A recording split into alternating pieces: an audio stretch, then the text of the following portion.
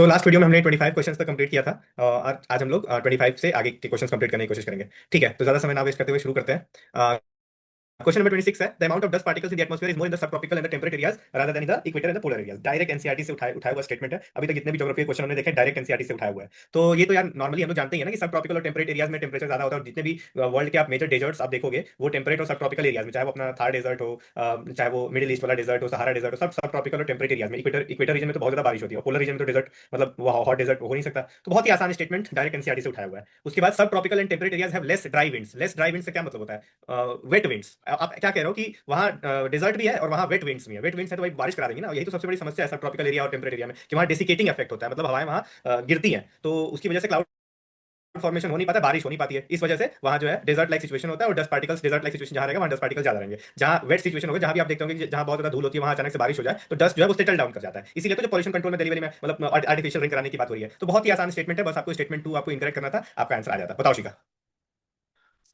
हाँ exactly exactly वही same logic कि मैंने भी लगाया था कि इक्वेटोरियल रीजन है तो इक्वेटोरियल में तो वैसे ह्यूमिड क्लाइमेट है और वेजिटेशन भी अच्छा खासा ग्रो कर रहा है तो वो होल्ड करके रखेगा, इतने डस्ट पार्टिकल होते नहीं है। But at the same time अगर हम लोग सब ट्रॉपिकल की बात करें तो वी नो ना कि ड्राई डिसेंडिंग एयर मास होता है, वहाँ पे नीचे हवाएं जाती हैं जो आपने बताया जैसा कि। तो और यही रीजन है कि मेजर जो डेजर्ट है वो सब ट्रॉपिकल रीजन में ही है। तो एक तो वहाँ पे वेजिटेशन नहीं है, प्लस एरिड और सेमी एरिड क्लाइमेट है जिसकी वजह से हवाएं तेज बहती हैं और जो डस्ट है वो सस्पेंडेड होता है एटमोस्फियर में। तो फर्स्ट स्टेटमेंट तो सही है एंड सेकंड स्टेटमेंट बोला है लेस ड्राई विंड, नहीं लेस नहीं है, मोर ड्राई विंड होते हैं। तो ये सेकंड वाला फॉल्स आते ही हमारा आंसर मिल जाता है, सी मैंने मार्क करा था। भैया। हाँ, जैसा कि आपने बताया, जो ये तो एनसीईआरटी का स्टेटमेंट है, तो कोई भी अगर बेसिक पढ़ा होगा तो कर लेगा। बाकी ऐसे लॉजिक भी लगा सकता है, जो इक्वेटोरियल रीजन में रेनफॉल ज्यादा होते हैं, पोलर रीजन में आइस ज्यादा होता है, तो वहाँ पे फिर जाहिर सी बात है जो डस्ट जो होगा कम होगा एज कम। एक मिनट। हाँ, मतलब वहाँ पे डस्ट कम होगा एज कम्पेयर टू सब ट्रॉपिकल एंड टेम्परेट रीजन। और दूसरा स्टेटमेंट, अब सब ट्रॉपिकल रीजन वहाँ पे एयर डिसेंड करता है, तो जाहिर सी बात है जो वहाँ पे विंड जो होगा ज्यादा ड्राई होगा, तो ये स्टेटमेंट रॉन्ग हो जाएगा। तो फिर यही लॉजिक से मैंने सी मार्क किया। अच्छा तो भाई। सेम लॉजिक है, इजी क्वेश्चन ही था। वही इक्वेटोरियल रीजन में बारिश ज्यादा होती है तो डस्ट पार्टिकल सेटल डाउन हो जाएगा। सिमिलरली स्टेटमेंट टू थोड़ा सा कह रहे हैं कि हैव लेस ड्राइविंग्स, बेसिकली लेस नहीं, यहाँ पे मोर होता है। तो ये बेसिक ही क्वेश्चन था एनसीईआरटी वाला ही, तो हो गया। हाँ, इससे सीख ये मिलती है कि एनसीईआरटी के जो भी चैप्टर्स हैं 11 12 की एनसीईआरटी वो आपको एकदम लाइन बाय लाइन पढ़ना होगा। वहाँ डायरेक्ट स्टेटमेंट आता है और उसमें कोई आपको कंफ्यूजन नहीं होना चाहिए। तो बहुत ही बेसिक क्वेश्चन है, ये सब क्वेश्चन आप गलत करना अफोर्ड नहीं कर सकते, डायरेक्ट क्वेश्चन आता है यहाँ से। ठीक है, अगले क्वेश्चन बढ़ते हैं। अब देखिए सेम टू सेम पिछले साल का क्वेश्चन ये रिपीटेड इन जनवरी, और जनवरी ही पूछा था पिछले साल भी। आइसोथर्म का क्वेश्चन हर साल आ रहा है, 2023 में भी पूछा, 24 में भी पूछा और अभी देखिए 25 में भी पूछ दिया। अब ये सब गलत कर रहे हो आप यार, तो फिर मतलब समझ लीजिए कि मतलब क्या बोलूं फिर। In January in northern hemisphere isotherm bend equatorward while crossing the land masses and pole ward while crossing the ocean। ठीक है, in January the air over the ocean is warmer than over the land masses in the northern hemisphere. हम लोग पढ़ते हैं ना कि water की specific heat capacity जो होती है बहुत ज्यादा होती है, तो वाटर को बहुत जल्दी वो गर्म भी नहीं होता, बहुत जल्दी ठंडा भी नहीं होता। जबकि जो लैंड मास होता है वो उसकी स्पेसिफिक हीट कैपेसिटी कम होती है, तो जल्दी गर्म भी हो जाता है, जल्दी ठंडा भी हो जाता है। और नदर्न हेमिस्फीयर में जनवरी का महीना मतलब ठंडी का महीना है, तो इसका मतलब लैंड मास जो है वो जल्दी ठंडा हो जाएगा और वाटर जो है वो रिलेटिवली वार्मर रहेगा। तो वही तो लिखा है जनवरी में the air over the ocean is warmer and over the land mass it is lower. बिल्कुल सही बात है, बिल्कुल सही बात है। और उसके बाद मतलब अगर आइसोथर्म का आपको बेसिक भी अंदाजा होगा कि आइसोथर्म होता क्या है, तो आइसोथर्म जो है वो सेम टेंपरेचर वाले प्लेसेस को ज्वाइन करता है। तो मान लीजिए कि ये आपका जो है कि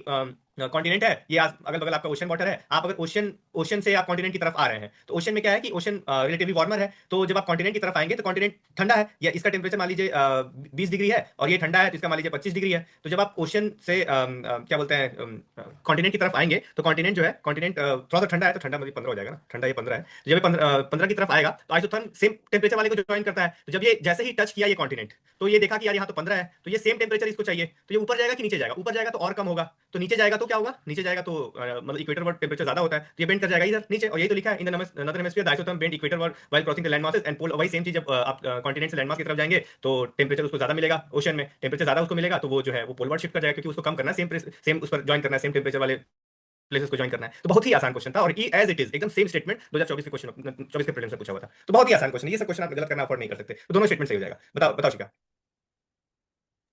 हाँ टू बी वेरी ऑनेस्ट, ये वाला क्वेश्चन ये 2024 में भी आया था और मुझे याद भी है एनसीईआरटी में ये जनवरी और शायद जुलाई का बन रखा है, आगे पीछे है वो जो डायग्राम है। बट वो मेरे को इतना कॉम्प्लेक्स लगता है ना, कॉन्सेप्ट भी पता है पर पता नहीं अप्लाई करने में दिक्कत होती है। और मैं 24 के बाद भी सेम प्रॉब्लम फेस की और 25th में भी इवन, तो कंसेप्ट पता होते हुए भी मुझे बहुत कॉम्प्लेक्स टॉपिक लगता है, तो मैंने ये क्वेश्चन किया ही नहीं। और लर्निंग ये है कि अगर आपको कोई कंसेप्ट नहीं समझ में आ रहा है तो इट इज बेटर कि ऑलवेज कि आप क्लियर कर लो आगे बढ़ने से पहले। तो that is one thing I would like to highlight here, और मैं इजी होने के बावजूद भी मैंने ये क्वेश्चन छोड़ दिया था। हाँ, वही बात है ना कि एक अपनी गलती से सीखना बहुत जरूरी है कि एक बार आपका गलत हुआ 2024 में तो ये आपका धर्म है कि अगले साल वो सेम क्वेश्चन अगर आए तो वो आपका सही होना चाहिए, क्योंकि वही सेम स्टेटमेंट है, कुछ भी अलग नहीं है। तो ये सब क्वेश्चन मतलब अटेम्प्ट किया जा सकता था। बताइए भैया। हाँ यार, ये तो बहुत इजी क्वेश्चन था और इसमें एक्सप्लेन आपने काफी कर दिया है। बट हाँ, इसका डायग्राम दिया हुआ है एनसीईआरटी में, तो यहाँ से ये देख सकते हो जितने भी डायग्राम्स वगैरह दिए हुए ज्योग्राफी के उसको हम अच्छे से देख लें। और दूसरी चीज, इससे इंस्पायर होकर और भी क्वेश्चन पूछा जा सकता है, जैसे कि एनसीईआरटी में ही दिया हुआ है, अब एग्जैक्ट मुझे नहीं पता, बट ऐसा कुछ दिया हुआ है जो हाई लैटिट्यूड पे जो इनक्लोज सी होते हैं उसका कम सैलिनिटी होता है as compared to open sea, sort of कुछ तो इस तरह का हो सकता है, हम आगे एक्सपेक्ट कर सकते हैं क्वेश्चन। तो बाकी बिल्कुल तो इसमें बिल्कुल बेसिक से ही सॉल्व हो गया था। आशुतोष भाई। हाँ, ये सिंपल ही क्वेश्चन था। मैं भी इसको बेसिकली थर्मोडायनामिक्स का प्रिंसिपल लगाता हूँ, वही स्पेसिफिक हीट कैपेसिटी वाला ड्रॉ करता हूँ। इसको रटता नहीं हूँ, याद करने की कोई जरूरत है भी नहीं वैसे। सीधे से इसको ड्रॉ करिए और आंसर आ जाता है। इजी कॉन्सेप्ट है, हो जाता है। हाँ, तो यही है, मतलब आप एनसीईआरटी आप पढ़ के जाइए, और एनसीईआरटी अगर आप पढ़ के जाएंगे तो ज्योग्राफी में मैक्सिमम क्वेश्चन आपका सही हो जाएगा। अगला क्वेश्चन आता है, in the context of effect of water on the rock, chalk is known as a very permeable rock, where clay is known as quite and impermeable और लीस्ट परमेबल रॉक। अब देखिए वही बात है कि चॉक परमेबल होता है, मतलब हम लोग देखते हैं जो हम लोग जो बचपन में छोटे थे, तो मतलब वो जो क्लासेस में जो चॉक होता है वो बुरादा उसका रहता ही है, तो मतलब परमेबल तो होता ही होगा। और क्ले हम लोग को पता है कि क्ले जो है वो चिकनी मिट्टी होती है, तो क्वाइट इम्परमेबल होता है। और ये स्टेटमेंट वन जो है इसका सही गलत होना मायने ही नहीं रखता है, क्योंकि ये जो तीन स्टेटमेंट वाले क्वेश्चन होते हैं इसमें स्टेटमेंट वन के बारे में कभी नहीं पूछता है। तो हम लोग को टू और थ्री देखना है, तो टू और थ्री जब आप देखेंगे, chalk is porous and hence can absorb water, बहुत ही सिंपल स्टेटमेंट है, चॉक पोरस है, चॉक पोरस होता ही है। उसके बाद clay is not at all porous, ऐसा कैसे हो सकता है, कोई भी चीज नॉट एट ऑल पोरस, मतलब अगर ये पोरस मुझे पता भी चल गया बाद में कि हाँ मतलब clay is not at all porous, फिर भी अगले साल भी आएगा तब भी मैं इसको गलत मारूंगा, clay is not at all porous, तो नॉट एट ऑल पोरस बहुत ही ज्यादा एक्सट्रीम। तो देखिए सेम वही लॉजिक, एक्सट्रीम स्टेटमेंट गलत होता है, स्टेटमेंट नंबर 3 गलत हो जाएगा, स्टेटमेंट नंबर 2 आपका सही हो जाएगा। तो बिल्कुल मतलब यहाँ से आपका आंसर आ जाएगा मेरे ख्याल से, हाँ सी आंसर आ जाएगा। बताओ शिका। हाँ, एक्चुअली ना ये तीन जो स्टेटमेंट वाले क्वेश्चन है वो स्केरी लगते हैं एट फर्स्ट इंस्टेंस, लेकिन आप देखोगे 2024 में भी इंट्रोड्यूस किया इन्होंने, एंड 2025 में भी मतलब नंबर ऑफ क्वेश्चंस इंक्रीज थे लास्ट टाइम से, तो may be it can be said कि आगे चल के ऐसे हम लोगों को ट्रेंड देखने को मिल सकता है पेपर में। तो इसमें सबसे बेस्ट तरीका ये है कि स्टेटमेंट वन आपको देखना ही है, जैसा कि आपने अभी को बोला, और 2 और 3 में ना आप देखो कि उसमें से दोनों जो स्टेटमेंट है अलग अलग पढ़ो, अगर दोनों स्टेटमेंट फाइंड करिए कि कोई स्टेटमेंट इसमें गलत है क्या, अगर आप इन दोनों में से कोई एक स्टेटमेंट भी गलत आइडेंटिफाई कर लेते हो ना तो डायरेक्ट आंसर। और अगर दोनों ही स्टेटमेंट सही है तो you have reached up to 50-50 ना, कि बोथ स्टेटमेंट, अब आपको बस पता करना है कि ये रीजन है कि नहीं है, फर्स्ट वाले को एक्सप्लेन कर रहा है कि नहीं कर रहा है, तो यू हैव टू डिराइव मतलब स्ट्रेटजी कि कैसे आप इसको करोगे, पहले से सोच के जाना वुड बी बेटर। तो इसमें वही है कि दो स्टेटमेंट है, आप देख लो 2 और 3 में, तो क्ले वही क्ले चौक में दोनों ही पोरस होते हैं, बट अंतर ये होता है ना कि चौक में टाइनी एयर स्पेसेस जो होते हैं जो H2O को होल्ड करके रखता है, वो चौक में कंपैरेटिवली बड़े होते हैं और क्ले में छोटे होते हैं, पोर्स तो होते हैं, क्योंकि क्ले में आप कैसे कह सकते हो नहीं है एट ऑल पोरस, हम लोग देखे हैं, सामने आंख से देखा हुआ एक्सपीरियंस है ना, तो फिर ये गलत करते ही आपका सीधा आंसर आ जाएगा सी वाला। हाँ भैया। देखो, ये क्वेश्चन तो ऐसे बहुत इजी है, बहुत बेसिक है ना, तो इसमें मेंस के नॉलेज पे जाने की जरूरत नहीं है। बट हाँ, एक चीज मैं यहाँ जरूर बताऊंगा, जैसे ये तीन स्टेटमेंट वाले में हमें फर्स्ट स्टेटमेंट तो सही होता है, बाकी तो देखना होता है। तो जैसे ये क्वेश्चन है, अगर इसमें आपका जीरो नॉलेज भी है तब भी आप इसको सॉल्व कर सकते हो। जैसे आप फर्स्ट स्टेटमेंट पढ़ते हो, इसमें लिखा हुआ है chalk is known as a very permeable, फिर स्टेटमेंट सेकंड देखो, इसमें लिखा है चॉक इज पोरस, जाहिर सी बात है जो पोरस है तभी परमिएबल है। फिर फर्स्ट स्टेटमेंट में ही दिया हुआ है तो clay is known as quite and impermeable और लीस्ट परमिएबल, तो थोड़ा तो परमिएबल है। फिर आप स्टेटमेंट 3 देखो तो लिखा है clay is not at all porous, तो स्टेटमेंट फर्स्ट में जब लिखा है जो थोड़ा परमिएबल हो सकता है या कम परमिएबल है, तो फिर स्टेटमेंट 3 में ये लिखना जो बिल्कुल ही पोरस नहीं है तो अपने आप में गलत हो जाएगा। तो अगर आपको कुछ नहीं पता तो चॉक क्या होता है, क्ले क्या होता है, तब भी आप ये तीनों स्टेटमेंट पढ़ के आप सॉल्यूशन तक पहुंच सकते हो, जो कि है स्टेटमेंट सॉरी ऑप्शन सी। मतलब आपकी लैंग्वेज अगर बढ़िया है कि अगर आप क्वेश्चन में हाँ क्या लिखा हुआ है उसको समझ पा रहे हैं, इंग्लिश उसकी समझ पा रहे हैं, या हिंदी में पढ़ रहे हैं तो हिंदी समझ पा रहे हैं, तो बहुत आराम से आप मतलब ना जानते हुए भी आप मतलब सही आंसर तक पहुंच सकते हैं। एग्जैक्ट। हाँ आशुतोष भाई। हाँ, सेम ही कॉन्सेप्ट है ये। वैसे मेरा ऑप्शन से थोड़ा बहुत मिल जाता है इसमें, बट अगर हम लोग हम्म देखें तो बस दो कॉन्सेप्ट पता होना चाहिए, that is porosity and permeability. तो अगर ये दोनों भी आपको थोड़ा बहुत भी आइडिया है कि पोरोसिटी क्या होती है, परमेबिलिटी क्या होती है, तो आप इसको सॉल्व कर लेंगे। और थर्ड स्टेटमेंट जैसे कि clay is not at all porous, तो ऐसे हार्डली कोई ही कुछ एलिमेंट या फिर रॉक्स होते होंगे जो कि नहीं पोरस होते हैं, अदरवाइज पोरस होते हैं। तो पोरस हम्म होते हैं तो हाईली चांस होता है कि परमिएबल हो, but it is not hard and fast rule कि हर पोरस हर परमिएबल हो, बट स्टिल पोरस जो होता है वो परमिएबल होता है। तो उसी के थ्रू हम सॉल्व कर सकते हैं, इजी था क्वेश्चन। हम्म ठीक है, अगले क्वेश्चन में बढ़ते हैं। Without the atmosphere the temperature would be well below the freezing point everywhere on the earth surface. बहुत ही एक्सट्रीम स्टेटमेंट मुझे ये लगा था। तो अब जाहिर सी बात है यार कि मतलब एटमॉस्फेयर जो होता है हमारे ब्लैंकेट की तरह काम करता है, वो टेम्परेचर को रेगुलेट करता है, वो बात सही है। लेकिन मैंने सोचा कि अगर टेम्परेचर नहीं रहेगा तो वो बात सही है कि मतलब वो ब्लैंकेट की तरह एक्ट नहीं कर पाएगा और टेम्परेचर रेगुलेट नहीं हो पाएगा। लेकिन फिर मैंने ये सोचा कि फिर वो डायरेक्ट जो सोलर रेडिएशन आ रहा है वो भी तो डायरेक्ट आने लगेगा, तो फिर मैंने सोचा कि मतलब ये एवरीवेयर शायद नहीं होगा, तो इस वजह से मैंने वन को इनकरेक्ट मार्क किया। और बाकी जो सेकंड और थर्ड स्टेटमेंट जो डायरेक्ट पीवाईक्यू से उठाया हुआ, heat absorb and trapped by the atmosphere maintains our planet average temperature, बिल्कुल सही बात है, यही हम अभी बात कर ही रहे थे। उसके बाद atmosphere gases like carbon dioxide are particularly good at absorbing trapping radiation, कितनी बार पूछा हुआ है, 23 में 24 में बहुत बार पूछा हुआ है कि जो ग्रीन हाउस गैसेस होती है वो जो long wave terrestrial infrared radiation होता है उसको ट्रैप कर लेती है, जिसकी वजह से टेम्परेचर बढ़ जाता है, सो इसी को ग्रीन हाउस इफेक्ट बोलते हैं। तो मैंने तो इसका 2 एंड 3 मार्क किया है। अब देखिए यूपीएससी इसका क्या आंसर देती है, बहुत सारे लोग तो 1 2 एंड 3 कह रहे हैं। बताओ शिका। हाँ, मैंने भी मतलब मैंने 1 2 3 मार्क करा था इसका आंसर, और पता नहीं सही है या गलत, आई डोंट नो, बट वही है, एवरीवेयर पढ़ के तो लगा था कि हाँ थोड़ा एक्सट्रीम है कि हर जगह कैसे हो सकता है कि वेल बिलो फ्रीजिंग पॉइंट वाला। और सेकंड थर्ड तो इजी था, बट फर्स्ट में डिबेटेबल है, but I take the first second third तीनों वाला। सेकंड थर्ड तो डायरेक्ट ग्रीन हाउस इफेक्ट से ही है, तो उसमें कुछ ऐसा एक्सप्लेन करने का है नहीं। ठीक है भैया। हाँ एक्चुअली मैंने भी इसका 1 2 3 मारा था, मतलब मेरे दिमाग में ऐसा कुछ घूम रहा था ना, जो मैंने कहीं तो पढ़ा है जो एटमॉस्फेयर नहीं होने पे अर्थ की टेम्परेचर इतनी रहेगी निगेटिव में, है ना, एनसीईआरटी या कहीं, तो ऐसा मेरे दिमाग में चल रहा था, तो वो सोच के मैंने 1 2 3 मारा ना। बाकी अब पता नहीं इसका क्या एक्चुअल आंसर है। बाकी सेकंड और थर्ड तो काफी इजी स्टेटमेंट थे, तो उसमें तो ज्यादा सोचना था नहीं। आशुष भाई। मैंने 1 को कैंसिल कर दिया था क्योंकि वही सेम एवरीवेयर वाला पढ़ के तो मुझे लगा कि सन की जो है डायरेक्ट सनलाइट पड़ेगी इक्वेटर पे, तो हो सकता है वहाँ पे दिन में ज़्यादा टेम्परेचर राइज हो जाए, तो फ्रीजिंग पॉइंट पे ना रहे। जैसे मून पे भी देखें तो ऐसा होता है, सरफेस टेम्परेचर मून का कभी कभी फ्रीजिंग पॉइंट पे नहीं रहता है, तो उसमें भी एटमॉस्फेयर नहीं है। तो मैंने तो यही सोच के एवरीवेयर वर्ड की वजह से ही सिर्फ उसको कैंसिल किया और फिर मैंने डी मारा। अब पता नहीं, लेट्स सी। हाँ देखिए, अब जैसे कभी कभी क्या होता है ना, यूपीएससी किसी एक पर्टिकुलर सोर्स से क्वेश्चन बनाता है, और जिस पर्टिकुलर सोर्स से ये क्वेश्चन बनाया है वहाँ ये तीनों स्टेटमेंट एज इट इज लिखे हुए हैं, तो फिर जहां से अगर यूपीएससी ने कहीं से उठाया उसको, तो फिर तो मतलब ये 1 वाला भी सही हो जाएगा, तो ज्यादा चांस इसका 1 2 एंड 3 हो जाएगा। बाकी देखते हैं यूपीएससी कैसा आंसर देती है। ठीक है, अगला क्वेश्चन, राष्ट्रीय गोकुल मिशन। अब देखिए ऐसे क्वेश्चन में ना आप ये मत सोचिए कि राष्ट्रीय गोकुल मिशन तो मैंने पढ़ा नहीं है, मेरे सामने वाला तो पढ़ के आया, कोई पढ़ के नहीं आया भाई, लेकिन अब आ गए ना, अब उतर गए हैं डांस फ्लोर पे, so opportunity dances with those who are already on the dance floor. तो जो है अब मतलब नेम ऑफ द गेम यही है कि गोकुल मिशन ही है, वो मिशन नहीं है जो आप पढ़ के आए हैं, तो आप तो यही सॉल्व करना है, कोई और ऑप्शन नहीं है, तो पढ़िए अच्छे से। It is important for the upliftment of the rural poor as majority of the low producing indigenous animals are small and marginal. बिल्कुल सही बात है यार, कोई भी मिशन है, कोई भी स्कीम है, वो फार्मर के वेलफेयर के लिए ही आएगा, वो फार्मर के को एक्सप्लॉइट करने के लिए तो आएगा नहीं। बिल्कुल सही बात है। It was initiated to promote indigenous cattle and buffalo rearing and conservation in a scientific and holistic manner. कैसे गलत हो सकता है यार, कैसे गलत हो सकता है? बोथ 1 एंड 2 बताओ शिखा। हाँ एग्जैक्टली ये क्वेश्चन तो मतलब राष्ट्रीय गोकुल मिशन आई डिड मतलब सुना ही नहीं था ये, बट आप पढ़ो वही चीज की राष्ट्रीय है, राष्ट्रीय मतलब क्या, इंडिजिनस चीजों को प्रमोट करेंगे। Gokul, Gokul mean something related to ना मिल्क कैटल, यही सब तो है गोकुल। तो आप इतने अच्छे स्टेटमेंट, पॉजिटिव स्टेटमेंट है कि इंडिजिनस ब्रीड को प्रमोट करेंगे साइंटिफिक होलिस्टिक मैनर, तो देयर इज नथिंग, इसमें कुछ डाउट करने लायक है ही नहीं। तो आई टेक बोथ 1 एंड 2 सी वाला। भैया।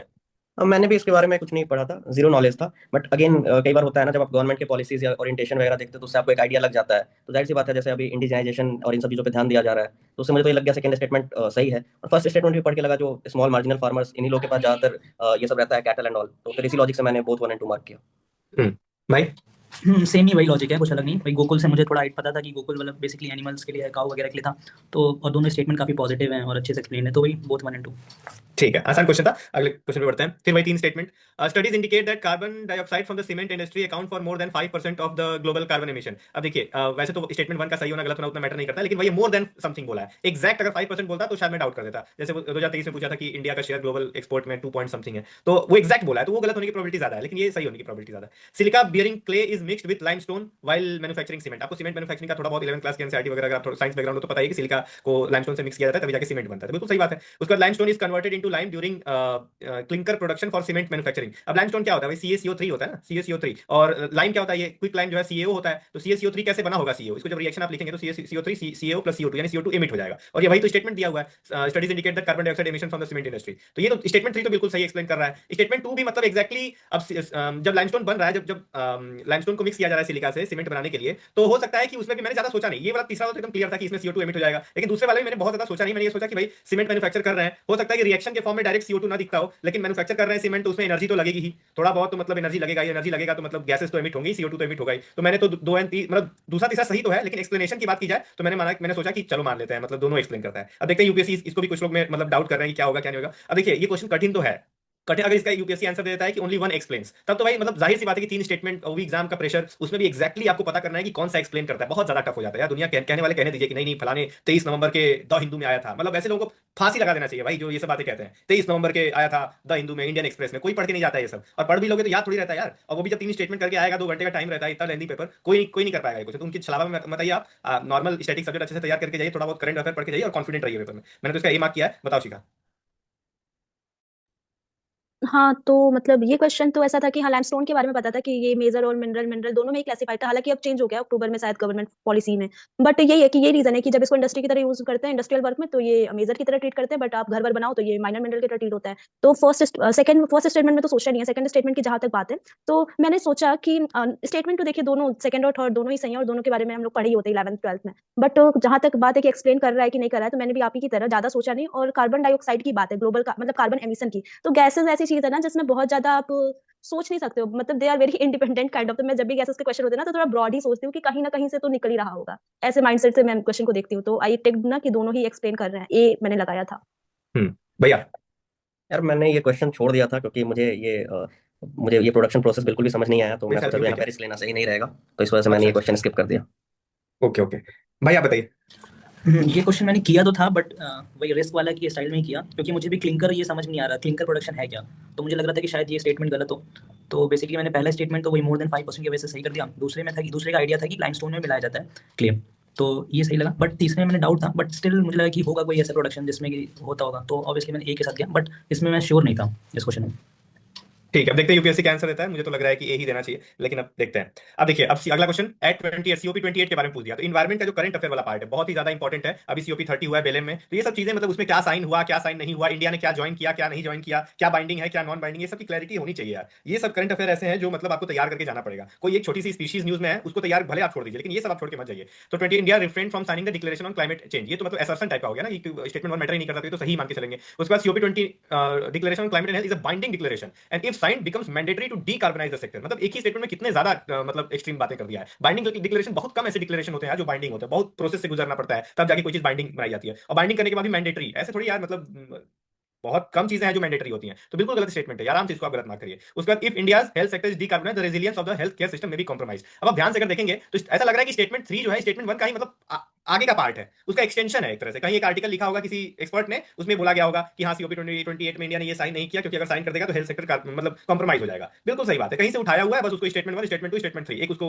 ऐसा हो गया कि एक गलत बना देता हूं और बाकी दोनों सही बना देता हूं। तो बहुत ही आसान क्वेश्चन है ये क्वेश्चन, मतलब आप मतलब नहीं गलत कर सकते ना पता होने के बावजूद। अगर नहीं भी पता है तब भी आप मतलब इसको अगर स्टेटमेंट भी अगर आप ध्यान से समझेंगे और यूपीएससी के ट्रिक को आप समझेंगे, कितने सारे डिक्लेरेशन, वो न्यूयॉर्क फॉरेस्ट वाला जो क्वेश्चन आया था एनवायरमेंट में, उसको भी बाइंडिंग बनाया था, वो भी मतलब इनकरेक्ट था। तो प्रेसिडेंट भी है कि मतलब पिछले ऐसे क्वेश्चन, पिछले सालों में ऐसे क्वेश्चन पूछा जिसमें कोई चीज नॉन बाइंडिंग है उसको बाइंडिंग बना के पेश करता है, या कोई ऐसा ऑर्गेनाइजेशन जो कि फंडिंग नहीं प्रोवाइड करता है लेकिन उसे फंडिंग प्रोवाइड कर देगा। Throw back to prelims 2024 world toilet organization. तो इन सब चीजों की जब क्लैरिटी होती है तो क्वेश्चन बहुत आसान हो जाता है। बताओ शिखा। हाँ, इसमें one thing I would like to highlight here is कि आप मतलब कॉप 29 उस टाइम हुआ था ना 2024 में, ये तो 2023 में हुआ होगा कॉप 28, यूएई वाला है आई गेस। तो फिर हम लोगों का पूरा जोर अजरबैजान वाले पे ही था, इवन मी, कि कॉप 29 कर लेते हैं अच्छे से, इसमें कौन कौन से इनिशिएटिव लिए गए। कॉप 28 पे नहीं किया था, उतना ध्यान से नहीं किया था, ठीक है। बट आप देखोगे आगे भी चल के क्वेश्चन शायद कॉप 28 से ही रिलेटेड पूछा है। तो इट इज वेरी नेसेसरी, कि जरूरी नहीं है कि करंट वाला ही आए, 1-2 साल पीछे जाके भी वो पूछ रहे हैं, क्योंकि जो ज्यादा चांसेस हम लोग नहीं पढ़ेंगे वो चीजें पूछता है यूपीएससी। तो that was one thing which I wanted to highlight. और नहीं मतलब नहीं पता था, नहीं सुना था, फिर भी आप बहुत इजीली पहुंच सकते हो with the help of language of the question itself. तो बाइंडिंग तो बहुत कम है कॉप में, जैसे क्योटो प्रोटोकॉल हो गया, पेरिस एग्रीमेंट हो गया, ये बड़े बड़े जो बहुत न्यूज बहुत ही हाईलाइटेड है, बस वही बाइंडिंग है, बाकी तो मेजरली नॉन बाइंडिंग ही होता है। तो मतलब इसकी वजह से मैंने सेकंड वाला स्टेटमेंट गलत समझा, और थर्ड वाला स्टेटमेंट तो सही है कि रेजिलियंस, अभी तो एसेसिबिलिटी, अफोर्डेबिलिटी, अवेलेबिलिटी, ये सब ही नहीं है हम लोगों का मतलब हेल्थ केयर सिस्टम में। तो अगर हम लोग इसमें ये सारे लेके आएंगे क्लाइमेट वगैरह, तो वो कहीं ना कहीं अफेक्ट तो करेगा। पहले खुद को तो मजबूत बनाना पड़ेगा ना before agreeing to any such kind of agreement. तो इसकी वजह से आई टेक द सी वाला ऑप्शन। ठीक है भैया। हाँ तो मैंने भी कॉप 29 ही पढ़ के गया था। बट जैसे इसमें स्टेटमेंट 2 है, जो एक तो बाइंडिंग में बता रहा है, फिर बता रहा है जो आप साइन कर दो तो फिर मैंडेटरी, तो ये तो ऐसा लगा है ना जैसे एकदम गला पकड़ के ही करवा रहे हो, जो हाँ करना ही है। तो फिर वहां से ये बहुत एक्सट्रीम लगा, तो मैंने इसको गलत किया। फिर थर्ड स्टेटमेंट ना, शायद कॉप 29 में ग्लोबल मीथेन प्लेस की भी बात हुई थी, तो उसमें भी इंडिया रिफ्रेन किया था उसको साइन करने से। और बहुत सारे आर्टिकल्स आए थे जो हम इतना कोल पे डिपेंडेंट हैं और थर्मल एनर्जी पे, तो हम कैसे उसको साइन कर सकते हैं। तो वहीं से फिर हम थोड़ा लॉजिक लगाया, जो हाँ फिर हेल्थ सेक्टर की भी रिजाइलियंस ऐसे में तो वो हो जाएगी ना, अफेक्ट होगी अगर इंडिया ये साइन करता तो declaration on climate and health. तो फिर यहाँ से फिर मैं सेकंड स्टेटमेंट को गलत किया और थर्ड सोचा सही है और ये फर्स्ट को सपोर्ट कर रहा है, तो फिर मैंने सी मार्क ठीक किया। है। आशुष भाई। सेम, मुझे वैसे आइडिया तो नहीं था कि इसने साइन किया है कि नहीं, बट स्टेटमेंट 2 देख के लग रहा था कि मतलब बाइंडिंग डिक्लेरेशन है, और जैसे बहुत कम डिक्लेरेशन होते हैं जो बाइंडिंग होते हैं, तो मैंने उसको कैंसिल किया। और स्टेटमेंट 3 देखें तो यही कह रहा था कि रेजिलियंस इफेक्ट हो सकता है, होगा। तो हाँ, कोविड में हमने देखा ही था कि हेल्थ सिस्टम का क्या हाल था, और अगर हम ये भी इम्पैक्ट कर दें, ये भी ला दें, तो और मतलब अभी तो हम लोग इतने ऑपरेशनली फिट है नहीं। तो इसीलिए मैंने इसको सही किया और सेकंड वाले को गलत करके 2 ऑप्शन आ गया।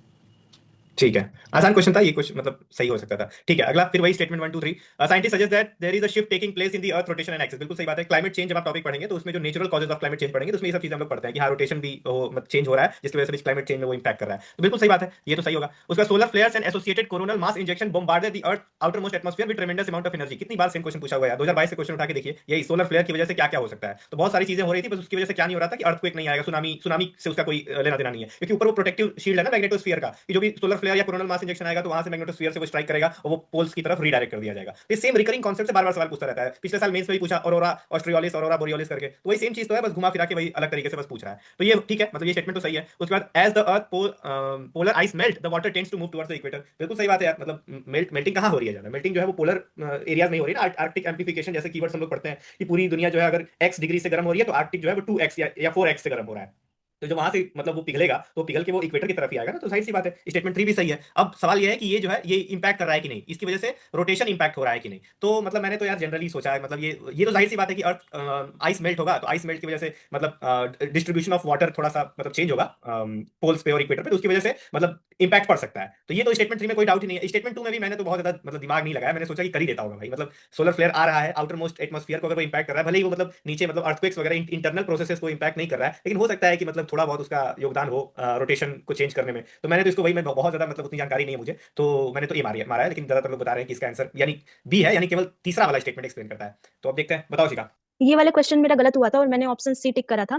और स्टेटमेंट 2 तो पता है, मतलब वही अरोरा वगैरह जब पढ़ते हैं तो ये तो पता है, सोलर फ्लेयर वगैरह तो ये पता था। बट ना third statement I was not sure कि इससे इतना बड़ा इंपैक्ट भी पड़ सकता है। But one thing I would like to highlight here also कि जब तक कि बहुत ही आर्बिट्ररी ना हो, तो जियोग्राफिकल जितने भी प्रोसेसेस होते हैं ना, वो कहीं ना कहीं एक दूसरे को सब इंटरकनेक्टेड होता है। तो एक प्रोसेस दूसरे प्रोसेस को इंपैक्ट करता ही करता है। तो थोड़ा सा जियोग्राफी वाले क्वेश्चन में आप ब्रॉडन अप अप्रोच लेके चलेंगे तो सही रहेगा, हालांकि मेरा ये क्वेश्चन गलत था।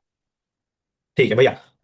तो जब मैंने स्टेटमेंट सेकंड पढ़ा तो सोलर सोलर फ्लेयर्स वाला bombarding earth outer most atmosphere and all, तो मुझे लगा जो ठीक है, बट फिर मुझे वही लगा जो इससे इतना तो अफेक्ट नहीं होता होगा, जो मींस अर्थ के रोटेशन एंड एक्सिस में चेंज हो जाए। मुझे लगा जो दो this statement is correct, but इससे अर्थ के रोटेशन एक्सिस में नहीं हो सकता है चेंज, मुझे ऐसा लगा। फिर स्टेटमेंट 3 पढ़ा, फिर वो भी सही था। फिर मुझे लगा जिसमें शायद अर्थ का centre of mass and all change हो सकता है, तो शायद दिस में affect earth rotation and axis. तो फिर मैंने बी मार्क किया, जो only 3 is both are true but only 3 is explaining the statement 1। तो इस हिसाब से बहुत बहुत भैया, इसके लिए बहुत हिम्मत चाहिए टू बी मार्क करने के लिए, लेकिन मतलब बहुत अच्छी बात है। हाँ भाई आप बताइए।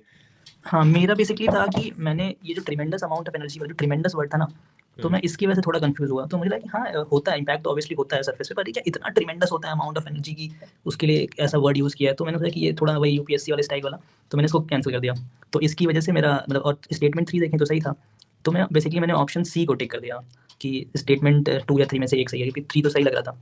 तो ये दिक्कत होगी नहीं, हालांकि मतलब आपका ट्रिमेंडस लॉजिक वर्ड की वजह से। क्योंकि यूपीएससी जो है ऐसे जब ऐसे लिखता है कि ट्रेमेंडस अमाउंट ऑफ एनर्जी या फिर lethal quantities of carbon monoxide, तो ज्यादातर मतलब वो गलत ही होता है। तो मतलब अच्छा वो मैंने इस पर ध्यान नहीं दिया, नहीं तो मैं भी शायद इस हिसाब से सोच सकता था। लेकिन ठीक है, मतलब गलतियां हो जाती हैं, तो इसका आंसर मोस्ट प्रोबेबली बी ही होना चाहिए। ठीक है, अब आगे मतलब ये आर्टिकल 6 तो इतना न्यूज में रहता है यार, मतलब कोई भी आप मतलब करंट अफेयर का डॉक्यूमेंट आप पढ़ के जाए, आर्टिकल 6 के बारे में, पेरिस एग्रीमेंट के बारे में हमारे कितने अचीवमेंट है, हमारा अपडेटेड एनडीसी है, उसके बारे में वो सारी सारी चीजें आपके फिंगर टिप्स पे होने चाहिए। वो सारी चीजें आप छोड़ के नहीं जा सकते। और जो भी मतलब जो अमूमन जो लोग पीटी 365 पढ़ते हैं उसमें बहुत ही बाकायदे टेबल बना के दिखा हुआ है कि मार्केट मैकेनिज्म क्या होता है, नॉन मार्केट मैकेनिज्म क्या होता है। बस वही चीज से लिटरेचर वहां से उठा रहा है और 3 स्टेटमेंट बना के पूछ दिया। Article 6 of the climate change is frequently discussed in global discussion on sustainable development climate change, बिल्कुल सही बात है। Article 6 on climate change sets out the principle for carbon market, ठीक है, कार्बन मार्केट होता है और नॉन मार्केट स्ट्रेटजीज भी होती हैं। तो बस वही है यार, मतलब जो भी चीजें हैं, मतलब पेरिस एग्रीमेंट का मेन क्या है उसका कि मतलब ग्लोबल टेम्परेचर को 1.5 या 2 डिग्री तक मतलब कम करना है 2100 तक। तो वो जो है क्लाइमेट चेंज और सस्टेनेबल डेवलपमेंट के लिए ही रिलेटेड है, चाहे मार्केट मैकेनिज्म के थ्रू करें या नॉन मार्केट मैकेनिज्म के थ्रू करें। तो बहुत ही आसान क्वेश्चन, इसमें बिल्कुल बिना ना सोचते हुए मैंने ऑप्शन ही मार्क किया था। हाँ बताओ शिखा। हाँ, इसमें आर्टिकल 6 जनरली पता ही होता है और ए ही मैंने मार्क करा था। बट देन मतलब मैं ये कहूंगी कि अगर किसी को नहीं पता है तो वो कैसे ही अप्रोच करेगा। तो जनरली जो भी आप देखोगे ना, गवर्नेंस की स्कीम ही क्यों ना हो या फिर कोई भी पॉलिसी हो नेशनल लेवल पे इंटरनेशनल लेवल पे, तो इट इज नॉट ओनली, मतलब इसमें मार्केट और नॉन मार्केट दोनों का ही कंट्रीब्यूशन होगा ना। लॉजिकली आप सोचोगे तो जब जैसे यहाँ पे कार्बन मार्केट दिया हुआ है, तो carbon trading, cap and trade, ये सब तो हो गया कि मार्केट वाले, ठीक है। लेकिन नॉन मार्केट वाली एक्टिविटीज भी तो होंगी ना, जैसे टेक ट्रांसफर कर रहे हैं या फिर कैपेसिटी बिल्डिंग कर रहे हैं जो पुअर नेशंस हैं। तो जनरली आप थोड़ा ब्रॉडन होकर सोचो, क्योंकि कोई भी पॉलिसी होगा वो होलिस्टिक ही कवर करेगा। तो अगर आपको नहीं पता था फिर भी आप आंसर तक पहुंच सकते थे। भैया। मैंने तो इसको प्योर नॉलेज बेसिस पे मार्क किया था, क्योंकि ये काफी न्यूज में था उस टाइम में। एसडीएम, आईटीआरओ, ये सब क्वेटो वाले प्रोविजंस को रिप्लेस कर रहा था, तो ये काफी न्यूज में था, तो मैंने इसको पढ़ा था करंट अफेयर्स में, तो फिर उसी हिसाब से मैंने ए मार्क किया। ठीक है भाई, आशुतोष भाई। सेम वही, मुझे पता था कि आर्टिकल्स ये सारे 6.2, 6.4, 6.8, तो उसी के थ्रू मैंने नॉलेज बेसिस पर ही किया। तो और स्टेटमेंट में ये है, जो मैं थोड़ा सा कंफ्यूज हुआ था कि यहाँ पे inter country non market strategies है। तो मुझे लगा, मतलब एक सेकंड के लिए एक थॉट आया था कि नॉन मार्केट मार्केट ही होता है, तो पूरा क्या कार्बन मार्केट है। हाँ, बट फिर मुझे याद है कि हाँ एक 6.8 भी होता है, जिसमें बेसिकली टेक ट्रांसफर ये सब होता है, नॉन मार्केट होता है स्ट्रेटजीज। तो उसी बेसिस पे हो गया था ये सब। आसान क्वेश्चन है ये, मतलब सही होना चाहिए था लोगों का। Which are the following launch the nature solution finance hub for Asia and the Pacific. बिल्कुल भी आइडिया नहीं क्या है ये, कौन है ये, कौन सा ऑर्गेनाइजेशन, और जो ऑर्गेनाइजेशन दिया हुआ है एडीबी, एआईआईबी, एनडीबी, आईबीआईडी। बस मुझे एक चीज की समझ थी कि भाई ये एशिया एंड द पैसिफिक की बात हो रही है, थोड़ा सा इंडो पैसिफिक जैसा कुछ लग रहा है, और इंडो पैसिफिक जैसा कुछ ऐसा मैकेनिज्म है तो उसमें चाइना का इन्वॉल्वमेंट नहीं होगा। तो जो जो भी ऑर्गेनाइजेशन में चाइना डोमिनेट करता है वो तो मतलब मैंने पहले एलिमिनेट किया। तो एनडीबी मैंने एलिमिनेट किया और एआईआईबी मैंने एलिमिनेट किया, क्योंकि इसमें चाइना का थोड़ा सा इन्वॉल्वमेंट ज्यादा रहता है। अब आईबीआईडी जो है वो वर्ल्ड बैंक के अंदर आता है, और वर्ल्ड बैंक, आईएमएफ, ये सब हम लोग बहुत डिटेल में करके जाते हैं। तो वर्ल्ड बैंक के अंदर मैंने ये पढ़ा नहीं था, मतलब कुछ भी ऐसा nature solution finance for Asia and the Pacific. तो मैंने एलिमिनेशन के आधार पर एडीबी मारा था, हालांकि मुझे लग रहा था कि ये तो ब्लाइंड गेस है, पता नहीं सही होगा गलत, लेकिन लकीली सही हो गया था। बताओ शिखा। हाँ, ये वाला मुझे बिल्कुल भी आइडिया नहीं था, मतलब I was totally blank about it. तो मतलब इसको मैंने छोड़ दिया, इसको आई डिड नॉट, मतलब ये नहीं करा, अटेंड ही नहीं करा। अच्छा अच्छा। हाँ भैया आप बताइए। मैंने भी छोड़ दिया था, क्योंकि मुझे नहीं लगा कि इसमें लॉजिक लगाने से मैं सॉल्यूशन तक पहुंच पाऊंगा, तो मैं सोचा इसको छोड़ ही देता हूँ। भाई। मेरा ये बहुत लकीली सही हुआ, एकदम रबिश सा मेरा एक ही तरीका था करने का इसको। मैंने बेसिकली देखा कि डेवलपमेंट डेवलपमेंट डेवलपमेंट 3 ऑप्शन में दिखा है। तो ये मुझे लगा कि अच्छा ठीक है, ये कोई बैंक होगी ऐसे जो डेवलपमेंट पे बेस्ड होगी, तो मैंने इसलिए बी ऑप्शन हटा दिया। अब देखा मैंने कि ए और बी एक ऐसा ऑप्शन है जिसमें एशियन भी है तो ए बी ऑप्शन एक साइड हटा, तो उसमें से फिर मुझे लगा कि हाँ ये हो सकता है कि ये एशियन डेवलपमेंट बैंक है और एशियन इंफ्रास्ट्रक्चर है और डेवलपमेंट सब में कॉमन है। तो ये ऐसे फालतू से लॉजिक के साथ मैं ए मार दिया। बस आंसर सही होना चाहिए, लॉजिक कैसा भी हो। ठीक है, अगले क्वेश्चन में चलते हैं। With reference to direct air capture of an emerging technology which of the following statement is correct. वही सेम लॉजिक एनवायरनमेंट का पॉजिटिव टेक्नोलॉजी है, उसको उससे रिलेटेड सारे जो प्रोग्रेसिव अच्छे स्टेटमेंट्स होंगे वो सब स्टेटमेंट सही हो जाएंगे। और डायरेक्ट एयर कैप्चर में डायरेक्ट कार्बन कैप्चर, अब कार्बन मतलब क्लाइमेट चेंज को, ग्रीन हाउस इफेक्ट को रिड्यूस करने के दो तरीके हैं। एक तो आप CO2 एमिट ही मत करो, ग्रीन हाउस गैसेस एमिट ही मत करो, या फिर जो एमिट है उसको कैप्चर कर लो। तो जाहिर सी बात है, मतलब इमर्जिंग टेक्नोलॉजी है, पॉजिटिव फ्यूचरिस्टिक टेक्नोलॉजी है, तो अच्छे काम ही करेगा ये। It can be used as a way of carbon sequestration. अब भाई कैन बी के आगे कुछ भी लिखा होता, ये लिख देता it can be used to, मतलब कुछ भी क्रिएट अ ब्लैक होल, तब भी मैं इसको सही मान देता। तो ये तो सही है, it can be as a valuable approach for plastic production. होता होगा यार कहीं ना कहीं, मतलब कार्बन, वो कार्बन जो आप कैप्चर करेंगे उसका बहुत मल्टीपल जगह यूज हो सकता है, तो प्लास्टिक प्रोडक्शन में भी यूज हो जाएगा। बिल्कुल सही बात है। इन aviation it can be source for carbon for combining, फिर कैन भी आ गया, तो ज्यादा मैं तो सोचता ही नहीं हूँ भाई। 1 2 एंड 3 बताओ शिखा। हाँ, यहाँ पे वही कुछ चीज़ मैं हाइलाइट करना चाहूंगी। मैंने भी वही लगाया था, सी ऑप्शन लगाया था। बट यही है कि जब भी टेक्नोलॉजी का यूजेस पूछता है तो technology in itself is so broad ना, कैन भी हो सकता है। तो हो सकता है कि आज नहीं हो रहा हो, जब तक यूपीएससी का रिजल्ट आए तब तक कोई नया चीज आ जाए, और जो अभी नहीं हो पा रहा है 2 दिन 10 दिन बाद वो पॉसिबल हो जाए। तो मतलब आप हमेशा ब्रॉडन अप होकर के ही सोचो जब भी टेक्नोलॉजी का यूज पूछा है। और कैन भी तो बहुत ज्यादा माइल्ड बना देता है इसको, और इमर्जिंग टेक है तो पॉजिटिव चीजें ही होंगी। तो आई मतलब without doubting on any of the option मैंने सी लगाया सीधा। भैया। अब मैंने भी इस पे थोड़ा सा भी वक्त बर्बाद नहीं किया, मैंने बस देखा जो कैन भी लगा हुआ है और आगे पॉजिटिव चीजें हैं, तो फिर मैंने इस पे मतलब 10 सेकंड से ज्यादा समय लेना मैंने उचित नहीं समझा और मैंने ऑल 3 मार्क कर दिया। ठीक है भैया बताइए। सेम वही कैन बी वाला अप्रोच की हो सकता है पॉसिबल, बस थोड़ा सा मुझे डाउट हुआ कि फूड प्रोसेसिंग वर्ड आ रहा है, तो कार्बन मतलब कोई एयर को निकाल के फूड प्रोसेसिंग क्या, बट फिर मुझे याद आया कि हाँ भाई कार्बोनेटेड ड्रिंक्स वगैरह होती हैं जो कि यूज हो सकती है, तो फिर वही 1 2 3 3 ऑप्शन सही हो गया। ठीक है, अगला क्वेश्चन रिगार्डिंग पिकॉक टेरेंटुला। देखिए हर साल कुछ ना कुछ क्वेश्चन आता है, गुची मशरूम आ जाएगा, वर्ल्ड टॉयलेट ऑर्गेनाइजेशन आएगा, तो इस साल मतलब ये क्वेश्चन ऐसे होता है कि यूपीएससी चाहता है कि मीम बने, थोड़ा सा मतलब बातें हो कुछ क्वेश्चंस की, तो ये वही क्वेश्चन था कि थोड़े से मीम बनेंगे। पिकॉक टेरेंटुला, गुटी टेरेंटुला, कुछ भी हो। It is an omnivorous crustacean. Omnivorous का मतलब तो पता है, क्रस्टेशियन का मतलब मुझे नहीं पता है। In its natural habitat in India it is only limited to some forest areas. अब जाहिर सी बात, देखिए कुछ लोग कहेंगे कि ओनली, देखिए तुरंत इनकरेक्ट मार्क कर दो, लेकिन ओनली क्या, सम भी तो देखो, सम फॉरेस्ट एरियाज। अब देखिए मैंने ये सोचा कि पिकॉक टेरेंटुला है, अगर ये बहुत ज्यादा फेमस होता तो मुझे पहले से पता होता, पीटी 365 में भी कवर होता, कहीं ना कहीं मैंने इसके बारे में पढ़ा होता। तो जाहिर सी बात है कि ये हर जगह तो नहीं मिलेगा, केवल कुछ जगह मिलेगा। बिल्कुल सही बात है। और प्रेसिडेंट क्या है, throw back to prelims 22 question, Gucchi mushroom, उसमें भी ऐसे ही लिखा था, it is cultivated in some Himalayan states. वही वही वैसा ही तो है ये, it is only limited to some forest area. बिल्कुल सही स्टेटमेंट है। दो को आप करेक्ट करिए तो आपका 1 ए और बी तो ऐसे ही इनकरेक्ट हो गया। उसके बाद इन its natural species it is N arboreal species. अब आर्बोरियल का मतलब क्या होता है, तो मैं तुरंत हिंदी ट्रांसलेशन पे गया, वृक्षीय जाति। अब वृक्षीय जाति तो मतलब पीकॉक टेरेंटुला है, तो मुझे लगा कि हो सकता है यार, मतलब हो सकता है आर्बोरियल स्पीशीज। हालांकि मुझे डाउट हुआ कि ये तो मतलब एनिमल है, तो ये वृक्षीय जाति कैसे होगा, लेकिन मैंने सोचा कि चलो ठीक है, मतलब ज्यादा ज्यादा गलती हो जाएगा ना, तो मैंने इसको डी मार्क कर दिया, और ये सही भी हो गया। हालांकि मैं श्योर नहीं था कि ये मेरा सही हो जाएगा, लेकिन सही हो गया। बताओ शिखा। हाँ, इस वाले क्वेश्चन में मेरा गलत हुआ था। मैंने ए मार्क करा था, और इसलिए मार्क करा था क्योंकि मुझे लगा था पिकॉक है नाम में, तो ऑफ कोर्स मतलब ये पिकॉक तो जैसा कुछ नहीं है, एर्बोरियल नहीं होगा, पेड़ पे नहीं रहता होगा। तो मैंने वो वाला एलिमिनेट करा और थोड़ा अजीब ऑप्शन के साथ जाना प्रेफर करी, इसलिए फर्स्ट मार्क करा। हालांकि ये गलत है मेरा। ठीक है भैया। हाँ, इस क्वेश्चन पे मैं थोड़ा समय लूंगा। पहले मैं अपना अप्रोच बताता हूँ। एक्चुअली मैं हॉलीवुड मूवीज बहुत देखता हूँ, तो उससे मुझे ये तो पता है जो टैरेंटुला स्पाइडर को बोलते हैं, है ना। तो ये मुझे पता था जो टैरेंटुला स्पाइडर को बोलते हैं। फिर जब मैं फर्स्ट स्टेटमेंट पढ़ा तो ये क्रस्टेशियन आर एक्वेटिक है ना स्पीसीज, तो फिर मैं समझ गया कि ये तो नहीं होगा। फिर सेकंड पढ़ा जो इंडिया में किसी फॉरेस्ट एरियाज में पाए जाते हैं। फिर थर्ड स्टेटमेंट आर्बोरियल, आर्बोरियल में जो पेड़ पे रहते हैं। तो फिर यहाँ से तो मैं सॉल्यूशन तक पहुंच गया जो 2 और 3 होगा। बट अगर इसमें एक चीज देखें, अगर आपको इतना पता हो जो क्रस्टेशियन एक्वेटिक होते हैं, तो अगर वो एक्वेटिक है तो आर्बोरियल नहीं होंगे। तो बी ऑप्शन जिसमें 1 और 3 एक साथ है वो आप एलिमिनेट कर दोगे। फिर आप स्टेटमेंट सेकंड पढ़ोगे जो सम फॉरेस्ट एरियाज में पाया जाता है। फिर आप थर्ड पढ़ोगे जो आर्बोरियल, तो फॉरेस्ट में है तो हो सकता है जो आर्बोरियल हो। तो 2 और 3 हो सकता है जो एक साथ सही होगा। तो फिर इसका या तो ए होता या फिर डी होता। तो यहाँ से अगर आपको नहीं भी आता है, बस थोड़ा सा अगर इन्वायरमेंट के टर्म्स पता है, तो आप 2 ऑप्शन एलिमिनेट कर सकते हो। तो ये है। बाकी मैंने डी हाँ। मार्क किया था क्योंकि मुझे नॉलेज था इसका, जो टैरेंटुला स्पाइडर का एक स्पीसीज होता है तो। ठीक है भैया बताइए। मुझे आइडिया तो नहीं था, हाँ बट यही है, मैंने उसका थोड़ा हिंदी वर्जन देखा और 1 और 3 दोनों कॉन्ट्राडिक्ट स्टेटमेंट है, तो मैंने ये तो समझ में आया कि 1 और 3 तो नहीं होगा, बी एलिमिनेट कर दिया। बट फिर इसको मैंने बात के लिए छोड़ा था, बट ये मैंने क्वेश्चन किया नहीं फाइनली, अच्छा स्किप किया। एक ऑप्शन ठीक बस है। एलिमिनेट हो पाया था। ठीक है, कठिन क्वेश्चन था। हाँ, अगला question, carbon dioxide emission in India are less than 0.5 इतना पर कैपिटा। देखिए वही सेम लॉजिक यार, एकदम एग्जैक्ट पूछ दिया, 0 पॉइंट इतना। और ये तो मतलब खैर मुझे नॉलेज भी था। जो जब आप मेंस की तैयारी अच्छे से करते हो तो मतलब थोड़ा सा वैल्यू एडिशन के लिए आप बहुत सारे फैक्ट्स याद करते हो। मुझे एक्जैक्ट पता था कि इंडिया का पर कैपिटा जो है वो CO2 एमिशन कितना है, तो बिल्कुल यहाँ से तो मतलब नॉलेज बाय नॉलेज भी मुझे पता था, और ये एक्जैक्ट फिगर कोट किया हुआ है, तो इससे भी मुझे ऐसा लगा कि ये गलती होगा, तो मैंने 1 को तो सबसे पहले इनकरेक्ट मार्क किया। उसके बाद in terms of CO2 India rank second in the Asia Pacific region. हालांकि जब 1 इनकरेक्ट हो गया है तो या तो आंसर 2 होगा या 2 एंड 3 होगा, तो 2 के बारे में तो बहुत ज्यादा सोचना नहीं है। उसके बाद electricity and heat producer are the largest sources of CO2 emissions in India. अब ये पीवाईक्यू में पूछा हुआ है, 2024 में पूछा हुआ था कि कहाँ से सबसे ज्यादा निकलता है, तो उसका आंसर जो था वो पावर था कुछ करके। तो मतलब मैंने वही सोचा हीट प्रोड्यूसर्स, तो ठीक है इलेक्ट्रिसिटी, मतलब थोड़ा सा कंफ्यूजिंग था मेरे लिए कि एक्जैक्टली ये लार्जेस्ट है कि नहीं, लेकिन मैंने सोचा कि पिछले ही साल क्वेश्चन आया हुआ उसका आंसर पावर इंडस्ट्री है, तो मैंने 2 and 3 मार्क किया और ये सही भी है। बताओ शिखा।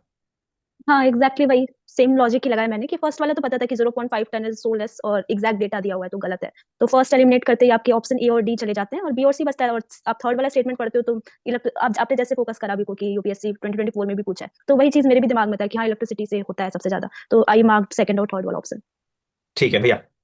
इसमें मुझे थर्ड स्टेटमेंट पता था, जो लार्जेस्ट सोर्स होता है वो इलेक्ट्रिसिटी एंड हीट प्रोड्यूसर होता है। फिर मैं जब फर्स्ट स्टेटमेंट को रिविजिट किया तो मैं ये देखा जो ठीक है 0.5 टन CO2 लिखा है बट लेस देन लिखा है, तो एक थोड़ा सा फिर भी ब्रॉड हो जाता है। तो फिर मुझे वहाँ पे समझ नहीं आया, जो हो सकता है सही हो ना सही हो, तो इस वजह से फिर मैंने स्किप कर दिया ये क्वेश्चन, क्योंकि मैं बस ऑप्शन बी ही एलिमिनेट कर पा रहा था, 3 फिर भी बच रहे थे, मैं सोचा रिस्क नहीं लेना चाहिए, तो फिर मैंने छोड़ दिया इसे। भैया आपके अप्रोच से मुझे एक मतलब चीज अच्छी लगी, वो ये कि जैसे मैं अपना स्कोर मैक्सिमाइज करता हूँ बहुत ज्यादा अटेम्प्ट करके, लेकिन आप जो अपना स्कोर मैक्सिमाइज कर रहे हैं बहुत कॉशियसली, आपको ये समझ है कि क्या छोड़ना चाहिए। तो मतलब जो वो कुछ लोग पूछते हैं ना कि मतलब क्या 100 में 100 अटेम्प्ट कर दूं या 100 में 70 कर दूं, तो भाई देखो मतलब बहुत सारे तरीके हैं भगवान तक पहुंचने के, आपको बस अपना तरीका चुनना है, बीच में इंटरमीडिएट नहीं होना चाहिए। तो बहुत नहीं ज्यादा एग्जैक्टली। हाँ आपको जो प्रेफर करता है, आपके लिए जो वर्क कर रहा है, ज्यादा अटेम्प्ट करके अगर आपका स्कोर मैक्सिमाइज हो रहा है तो वहां से भी प्रीलिम्स क्लियर हो रहा है, और बहुत कॉशियसली आप अटेम्प्ट कर रहे हैं तब भी आपका प्रीलिम्स क्लियर हो रहा है, बस आप बशर्ते कि बिल्कुल। आप मतलब थोड़ा सा अच्छे से उसको अटेम्प्ट करें। आशुतोष भाई बताइए। हाँ सेम, वो मुझे थोड़ा आइडिया था कि ये जो इमिशन है वो अराउंड 2 के आसपास होता है, 2 टन। तो ये तो मुझे समझ में आया कि पहला गलत है, बट मैं थर्ड वाले ऑप्शन में कंफ्यूज हो रहा था। मैं वही एग्रीकल्चर और ये उससे लाइव स्टॉक से के थ्रू कंफ्यूज हो रहा था कि क्या है क्या नहीं है। तो फिर मैंने 3 को गलत किया, तो ऑब्वियसली 1 गलत हो गया, 1 3, तो 2 बचा, मैंने बी मार दिया, गलत है वो। तो वही है, देखिए यूपीएससी अपने थीम्स रिपीट करता है, सबसे ज्यादा एमिशन कौन कौन से सेक्टर से होते हैं इसकी भी क्लैरिटी होनी चाहिए, सबसे ज्यादा पानी कौन कौन से सेक्टर्स यूज करते हैं इसकी भी क्लैरिटी होना चाहिए। तो मतलब एग्रीकल्चर जो है, अगर ये वही सेम क्वेश्चन होता है कि पानी कौन कौन से सेक्टर यूज करते हैं, तो 90% फ्रेश वाटर आपका जो एग्रीकल्चर यूज करता है, और ये भी पीवाईक्यू है, 2023 का पीवाईक्यू है। तो वही सारी चीजें यार, थीम्स वही है कि कौन कौन से सेक्टर से ज्यादा एमिशन हो रहा है। अभी सीमेंट वाला भी देखा आपने पिछले पेज पे, तो चीजें वही है, बस वो पूछने का तरीका थोड़ा सा बदल जाता है, तो उसकी वजह से कोई और ऑप्शंस जो है कभी कभी ओनली 1 ओनली 2 करके पूछेगा, तो वो क्वेश्चन को टफ या इजी बनाते हैं। अगला क्वेश्चन आता है प्लांट और डिस्क्रिप्शन। कसावा वुडी, इसका पहली बार सुना। जिंजर, हर विथ पता नहीं, सूडो स्टेम, मलाबार स्पिनच, अरे भाई साहब मिंट पपाया। लेकिन फिर भी मतलब मैंने सोचा कि भाई मतलब अटेम्प्ट तो करना ही है, 5 में से 3 मारो, एकदम ब्लाइंड गेस। मुझे अभी तक ये भी नहीं पता कि इसमें 3 कौन, जो मैंने 3 ओनली 3 मारे वो कौन से 3 सही है मेरे, लेकिन मैंने मुझे 2 नंबर मिल गए, मुझे इससे मतलब है। बताओ शिखा। हाँ हाँ, ये मतलब मुझे भी बहुत टफ लगा था एट फर्स्ट इंस्टेंस, और मेरे से इसमें ना एक ही एलिमिनेट हो पा रहा था जो फोर्थ वाला ऑप्शन है मिंट। तो मिंट मुझे पता था कि श्रब नहीं, ये तो हर्ब्स में आता है, तो ये एक गलत कर पाई थी मैं। और बाकी लगा कि ठीक है 4 ऑप्शन बच रहे हैं तो कोई नहीं, एक आध गलत तो और होगा इसमें से। और 5 में से 3 ज्यादा टेम्पटिंग लगता है, जैसे 3 में से 2 लगता है। तो आई टिक्ड ये वाला ओनली 3 एंड सही भी हो गया लकीली। बहुत बढ़िया। भैया बताइए। भाई सच पूछो तो अब तो खैर मैं हर्ब्स श्रब्स ये सब भी भूल गया होता क्या है। तो यहाँ पे बस मैंने भी सेम चीज 5 देखा तो मुझे लगा 3 वाला, चलो रिस्क ले लेते हैं, ओनली 3। तो फिर मैंने भी बस एक ही लॉजिक लगाया, 5 का 3 वाला जो चलता है। तो यही चल रहा है आजकल। हाँ बस। बताइए भाई आशीष भाई। ये मैंने स्किप कर दिया था, मुझे आइडिया नहीं था, मुझे 5 का 3 वाला लॉजिक भी नहीं पता बस भाई आप अगले बार आप ये बस ध्यान रखिएगा ये बात। अगले बार के लिए बस ध्यान रखिएगा ये चीज। हाँ तो अगले क्वेश्चन पे चलते हैं। Planet earth consider the following statement. Rain forest produce more oxygen than that produce by the ocean. अब ये तो यार नॉलेज का क्वेश्चन है, आप जब इन्वायरमेंट के सेक्शनल टेस्ट देते हैं तो मुझे याद आता है कि मेरे सेक्शनल टेस्ट में ये सब क्वेश्चन गलत हुए थे। तो वहां से मुझे याद था कि मतलब रेन फॉरेस्ट तो ज्यादा नहीं होता है, मतलब बहुत ज्यादा जो है ऑक्सीजन प्रोड्यूस करने का काम वो मतलब ओशंस में ही होता है। फाइटोप्लैंक्टन जो होते हैं वो ऑक्सीजन प्रोड्यूस करते हैं फोटोसिंथेसिस के थ्रू। और इवोल्यूशन भी जब आप देखेंगे हमेशा से ऑक्सीजन सबसे पहली बार कहां से प्रोड्यूस है, जो ब्लू ग्रीन एल्गी जो साइनोबैक्टीरिया होता है उसने जब फोटोसिंथेसिस किया तो वहां से मतलब ऑक्सीजन प्रोड्यूस होना शुरू हुआ। तो मतलब भाई ये पुराना चावल है या ओशन। तो ये मतलब नॉलेज के बेसिस पर मुझे ये बात पता थी कि rain forest produce more oxygen, ये स्टेटमेंट बिल्कुल गलत है। और आप ध्यान से देखेंगे थर्ड स्टेटमेंट देखिए, well oxygenated surface water contains several fold higher oxygen than that of atmospheric air. मतलब सरफेस वाटर के पास सेवरल फोल्ड ऑक्सीजन ज्यादा होता है एज कंपेयर टू एटमॉस्फेयर। ये तो बहुत ही एब्सर्ड बात है ना कि सरफेस वाटर में ऑक्सीजन मतलब कैसे ज्यादा होगा, मतलब ऑक्सीजन कम होता है तभी तो हम लोग अंदर जाते हैं, मतलब वाटर में हम लोग को जो ऑक्सीजन जितना चाहिए होता है बाहर जितना मिलता है उतना अंदर नहीं मिलता है, तो हम लोग मर जाते हैं जब जब हम डूबते हैं। तो थर्ड स्टेटमेंट भी बिल्कुल गलत है। उसके बाद marine phytoplankton and photosynthetic bacteria produce 50% of the world's oxygen. यही बात है, जो पहला स्टेटमेंट अगर आपको गलत पता है तो जाहिर सी बात है कि ओशंस में ज्यादा ऑक्सीजन प्रोड्यूस हो रहा है, तो ये वही तो लिखा हुआ है, अबाउट भी लिखा हुआ है, एग्जैक्ट तो लिखा नहीं हो 50%। तो मैंने वही सोच के मतलब मैंने मार्क किया ओनली 2, तो ये मेरा सही भी था। बताओ शिखा। हाँ एग्जैक्टली मैं जब पढ़ी ये क्वेश्चंस तो मतलब मुझे जो लॉजिक समझ आया जब सेकंड वाला ऑप्शन ये पढ़ी ना स्टेटमेंट, तो अबाउट मतलब कि ये खुद स्टेटमेंट बहुत स्पेसिफिक नहीं दे रहा है आपको, अबाउट बोल रहा है। तो मुझे ये था कि सेकंड वाला तो सही है ही, इसको रखना ही रखना है। तो 2 ऑप्शन थे जिसमें सेकंड ऑप्शन था ए और बी, और फर्स्ट वाला में मैं ये लॉजिक लगा पाई कि रेन फॉरेस्ट मतलब कितना होगा, पूरा एरिया देखा जाए तो ज्यादा से ज्यादा 6 से 7% होगा अर्थ हम्म सर्फेस का। लेकिन आप ओशियन देखो ना, 70% of the earth surface ocean है। तो ये कह देना कि मतलब रेन फॉरेस्ट ज्यादा करता है, और इवन आपने जैसे बताया कि ओशन में फाइटोप्लैंक्टन्स होते हैं, एल्गी, साइनोबैक्टीरिया, ऑल दीज, तो these are major source of oxygen. तो I ticked second only considering the first statement to be wrong. भैया बताइए। हाँ, तो जैसे ये क्वेश्चन देख के फिर हम सबसे पहले हम इसमें थर्ड स्टेटमेंट पढ़ें, क्योंकि वहीं पे मेरा ऐसे ध्यान गया। तो फिर इसमें जैसे ही लिखा हुआ था जो सेवरल फोल्ड्स हायर ऑक्सीजन, तो ये मुझे लग गया जो ये स्टेटमेंट तो पक्का गलत है, क्योंकि बहुत ज्यादा एक्सट्रीम भी है और एब्सर्ड भी है। फिर मैंने जब पहला और दूसरा स्टेटमेंट पढ़ा, तो दूसरा स्टेटमेंट फिर वही लिखा अबाउट 50% ऑफ वर्ल्ड्स ऑक्सीजन। फिर जब पहला पढ़े तो ये दोनों ना मुझे ऐसे थोड़ा कॉन्ट्राडिक्टरी लग रहा है। मुझे लग रहा था ये दोनों में से सही होगा तो एक ही सही होगा, लेकिन फिर भी पता नहीं क्यों ऐसा होता है ना, दिमाग में चीजें चलती रहती हैं। तो रेन फॉरेस्ट का हमेशा से सुनते हैं, lungs of the earth and all. तो फिर ऐसा दिमाग में चला, फिर मैं सोचा जो दोनों सही कर देते हैं, तो फिर मैंने ऐसे दोनों सही कर दिया। बट अगर आप लॉजिकली सोचे तो फर्स्ट और सेकंड में, क्योंकि फर्स्ट में रेन फॉरेस्ट की बात हो रही है, सेकंड में जो ये फाइटोप्लैंक्टन एंड फोटोसिंथेटिक बैक्टीरिया ये ओशन में पाए जाते हैं, तो दोनों में से कोई एक ही सही होगा होगा भी। तो बट वही है, जो वहाँ पे समटाइम्स दिमाग उतना नहीं चल पाता है, जो पहले से जो प्री लोडेड चीजें रहती हैं वही मैनिफेस्ट करती हैं। तो इस वजह से फिर मैंने ए मार्क किया, जो कि गलत है शायद। बताइए भाई। हाँ सेम भाई, पहला ऑप्शन और दूसरा ऑप्शन थोड़ा कॉन्ट्रडिक्टिंग है, बल्कि एकदम उल्टा ही है। पहले में कह रहा है कि रेन फॉरेस्ट ज़्यादा है और दूसरे में कह रहा है कि फाइटोप्लैंक्टन बेसिकली ओशंस में पाए जाते हैं, तो वो सबसे ज़्यादा प्रोड्यूस कर रहे हैं। तो मैंने इस हिसाब से पहले वाले और थोड़ा आइडिया भी था कि ओशन ज़्यादा करता है, तो पहला वाला गलत कर दिया। तो पहला वाला गलत किया तो सीधे ए और सी वैसे ही गलत हो गए, तो मैंने सीधे बी को मार दिया। मैंने तो और दो सेकंड और थर्ड पढ़ा भी नहीं ढंग से, मतलब थर्ड वाला ऑप्शन देखा भी नहीं, तो सीधे बी पे करके खत्म। चलिए तो ठीक है, उतना आसान क्वेश्चन नहीं था लेकिन फिर भी किया जा सकता था। अब देखिए, ये तो जो मेरा सेट था उसमें ये पहला पेज वाला जो पहला पेज था वो यही था। तो पहले क्वेश्चन यही मुझे मिले थे, consider the following vehicles, how many of the following are consider alternate power strain vehicles. तो भाई मैं ज्यादा सोचता ही नहीं हूँ भाई, अल्टरनेटिव पावर स्ट्रेन व्हीकल्स तो कोई कोई भी अल्टरनेटिव टेक्नोलॉजी है जो modern battery modern technology use कर रही है वो सब यूज हो जाएगा बिल्कुल। फ्यूल सेल भी, फुल बैटरी इलेक्ट्रिक व्हीकल्स ये भी आजकल के मतलब अल्टरनेटिव व्हीकल है ना, मतलब कन्वेंशनल व्हीकल तो है नहीं, क्योंकि इसकी बातें आजकल हम लोग कर रहे हैं। हाइड्रोजन फ्यूल सेल व्हीकल ये भी वही बात है, ये भी अल्टरनेटिव है, ये ट्रेडिशनल तो है नहीं। Fuel cell electric hybrid vehicle, अब देखिए 1 और 3 साथ जाएगा और 2 भी साथ जाएगा, सब एक ही बात कर रहे हैं। तो होंगे तो तीनों होंगे, नहीं होगा तो तीनों नहीं होगा। तो मैं तो बिना ज्यादा सोचे मतलब विदिन 5 सेकंड्स मैंने जैसे ही पेपर खोला, मैंने विदिन 5 से पहले 3 ऑल 3 मारो, फिर बाद में देखा जाएगा। तो मैंने इसको सी मार्क कर दिया। बताओ शिखा। हाँ जी, तो ये अल्टरनेटिव लिखा हुआ है क्वेश्चन में, और जैसे कि अल्टरनेटिव इन्वेस्टमेंट वाला जो क्वेश्चन था उसी के पैटर्न पे, तो ट्रेडिशनल से अलग है। ट्रेडिशनल क्या है कि डीजल पेट्रोल इन सबों के अलावा अभी मतलब इमर्जिंग पे ही फोकस होगा अल्टरनेटिव, अगर पावर ट्रेन व्हीकल बोल रहा है तो। और थ्रो बैक टू 2024 का जो प्रीलिम्स था उसमें एक क्वेश्चन था ना कि शायद था कि फ्यूल सेल से क्या बाई प्रोडक्ट हाँ हाँ आता है, हाँ। ओनली वाटर वाला था एक क्वेश्चन। तो वी नो कि इट इज मतलब ओनली वाटर ही प्रोड्यूस करता है और बहुत ही क्लीन एनर्जी है, तो इसमें ज्यादा सोचना नहीं था। 1 2 3 सारा हमारा सी पे लगाया था। भैया। अगेन जैसे ही मैंने ये पढ़ा ऑल्टरनेटिव पावर ट्रेन व्हीकल्स, तो ऑल्टरनेटिव का मतलब ही हो गया apart from diesel and petrol. तो फिर मैंने जब तीनों यहाँ पे देखा, इलेक्ट्रिक व्हीकल्स, फ्यूल सेल या फिर हाइब्रिड, तो डीजल पेट्रोल के मतलब उसके अपार्ट फ्रॉम दैट ही था ये सब। तो इसलिए फिर मैंने ऑल ऑफ 3 मार्क कर दिया, तो ज्यादा सोचा नहीं। आशुतोष भाई। सेम, ज़्यादा टाइम नहीं लगाया भाई, ऑल्टरनेटिव पावर ट्रेन व्हीकल, तो सभी तीनों ही लग रहा था कि ऑल्टरनेटिव हो सकते हैं, तो बस मार दिया थर्ड। ठीक है, अब देखिए दूसरा क्वेश्चन भी मेरे मेरे लिए क्वेश्चन नंबर 2 ये था, यूएवीज मतलब ड्रोन्स कहाँ कहाँ यूज हो सकते हैं। All UAVs can do vertical landing, नहीं भाई, कोई ना कोई ऐसा जरूर होगा जो नहीं करता होगा, ये भी गलत। All UAVs can do automatic, ये भी गलत। ऑल यूएवीज कैन कुछ भी लिख दे आगे, मुझे उससे मतलब ही नहीं, ये भी गलत होगा। क्यों? क्योंकि 2023 से क्वेश्चन देखिए, नन ऑफ द करके कुछ पूछा था ना कि none of the carbon plants are found here, ऐसे करके are found in sea water, तो उसके तीनों गलत है। तो यहाँ भी तीनों गलत हो जाएगा। ऑल में कोई ना कोई तो ऐसा होगा जो इसको मतलब एज एन एक्सेप्शन होगा, जो इस रूल को फिट नहीं बैठता होगा, तीनों गलत हो जाएगा। तो ये जो है तीनों मतलब मैंने बिना सोचे, मतलब ये पहला दूसरा क्वेश्चन तो मैंने मतलब विद इन 15 टू 20 सेकंड मेरे 2 क्वेश्चन, और ये तीसरा वाला भी मैंने ऑल मारा था। तो हाँ मतलब मैंने इसका नन मार दिया। बताओ शिखा। हाँ, ये क्वेश्चन तो सारे ही स्टेटमेंट एक्सट्रीम है, ऑल टाइप अगर एक भी हो गया तो फिर स्टेटमेंट ही गलत हो जाएगा। तो मुझे ये पता होते हुए भी कि सारे एक्सट्रीम है, सारे गलत है, बट देन वही है ना कि एग्जाम टाइम प्रेशर सही में फील होता है। तो मुझे हम्म। ऑल 3 तक आने के बाद भी मुझे पता नहीं क्या आया, मैंने ऑल 3 लगाया है अभी, ओ, नन की जगह ऑल 3 पे टिक लगाया है। ये इसको कहते हैं सिली मिस्टेक, मतलब करने के बावजूद भी कई बार हो जाती हैं गलतियां। भैया आप बताइए। हाँ, ऐसे तो मैंने मुश्किल से 2-4 सेकंड लिया था ये क्वेश्चन में मार्क करने में, नन जो कि ऑप्शन डी है ना, क्योंकि एक्सट्रीम स्टेटमेंट था। सारे यूएवीज कैसे कर सकते हैं, तो इंसान खुद भी सोच सकता है ना, तो अगर सारे कर ही सकते हैं हर टाइप के यूएवीज, तो फिर टेक्निकल एडवांसमेंट की बात कहाँ आती है। अगर सारे एयरक्राफ्ट सुपरसोनिक हो जाए तो फिर वो जो, या फिर सारे में स्टिल्थ टेक्नोलॉजी हो जाए, तो फिर वो टेक्निकल एडवांसमेंट जो हम टाइम के साथ देखते हैं फिर उसकी बात कहाँ से आ पाएगी। तो ये ऐसे भी आप दिमाग लगा के सोच सकते हैं, तो इस पर ज्यादा टाइम लेना हम्म ही नहीं था, तो मैंने डी ऑप्शन मार्क किया। आतुष भाई। सेम वही, मैंने भी ऑल एक्सट्रीम 7 पढ़ा और ना डी मारा, क्या पता मैं ही एक यूएवी बना दूं जो कि वर्टिकल लैंडिंग ना हाँ, करे।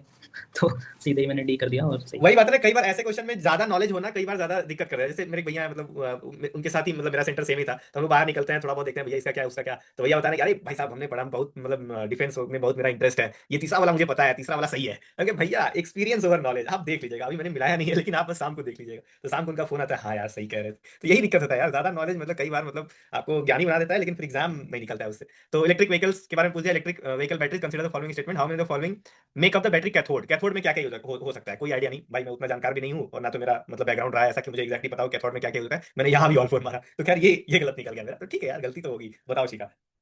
हाँ, इस क्वेश्चन में वही है, कैथोड एनोड वाला ही कंसेप्ट है। और मतलब एग्जाम टाइम में जो मुझे समझ आया मैं वो बता रही कि ग्रेफाइट तो मैंने पढ़ा था कि लिथियम आयन बैटरी में जो एनोड की तरह यूज होता है ग्रेफाइट तो और बाकी जो आप पढ़ोगे ना, कोबाल्ट है, लिथियम है, निकेल है, सब पे पॉजिटिव चार्ज है। तो मैं ओनली 3 उसको हटा करके बाकी मार दी। अच्छा ठीक है भैया आप बताइए। हाँ, तो मेरा भी ना, मुझे अगेन जैसा शिखा ने बताया, जो ग्रेफाइट जो एनोड होता है, तो इतना मुझे भी पता था, तो मैं ग्रेफाइट को तो एलिमिनेट किया, जो सेकंड जो इसमें दिया हुआ है स्टेटमेंट। बाकी लिथियम और निकल तो मुझे पता था, जो हाँ कैथोड के तौर पे यूज किया जाता है, बट कोबाल्ट में मैं कंफ्यूज हो गया। मैं कोबाल्ट का शायद उस टाइम में ध्यान में नहीं आ रहा था, तो फिर मैं ये लॉजिक लगाया, तो अच्छा 4 वाले में 2 सही होते हैं, तो हो सकता है यही 2 सही हो, तो मैं ओनली 2 मारा, बट शायद ये गलत है, इसका ओनली 3 होगा, तो बट मैंने बी मार्क किया था। आशुष भाई।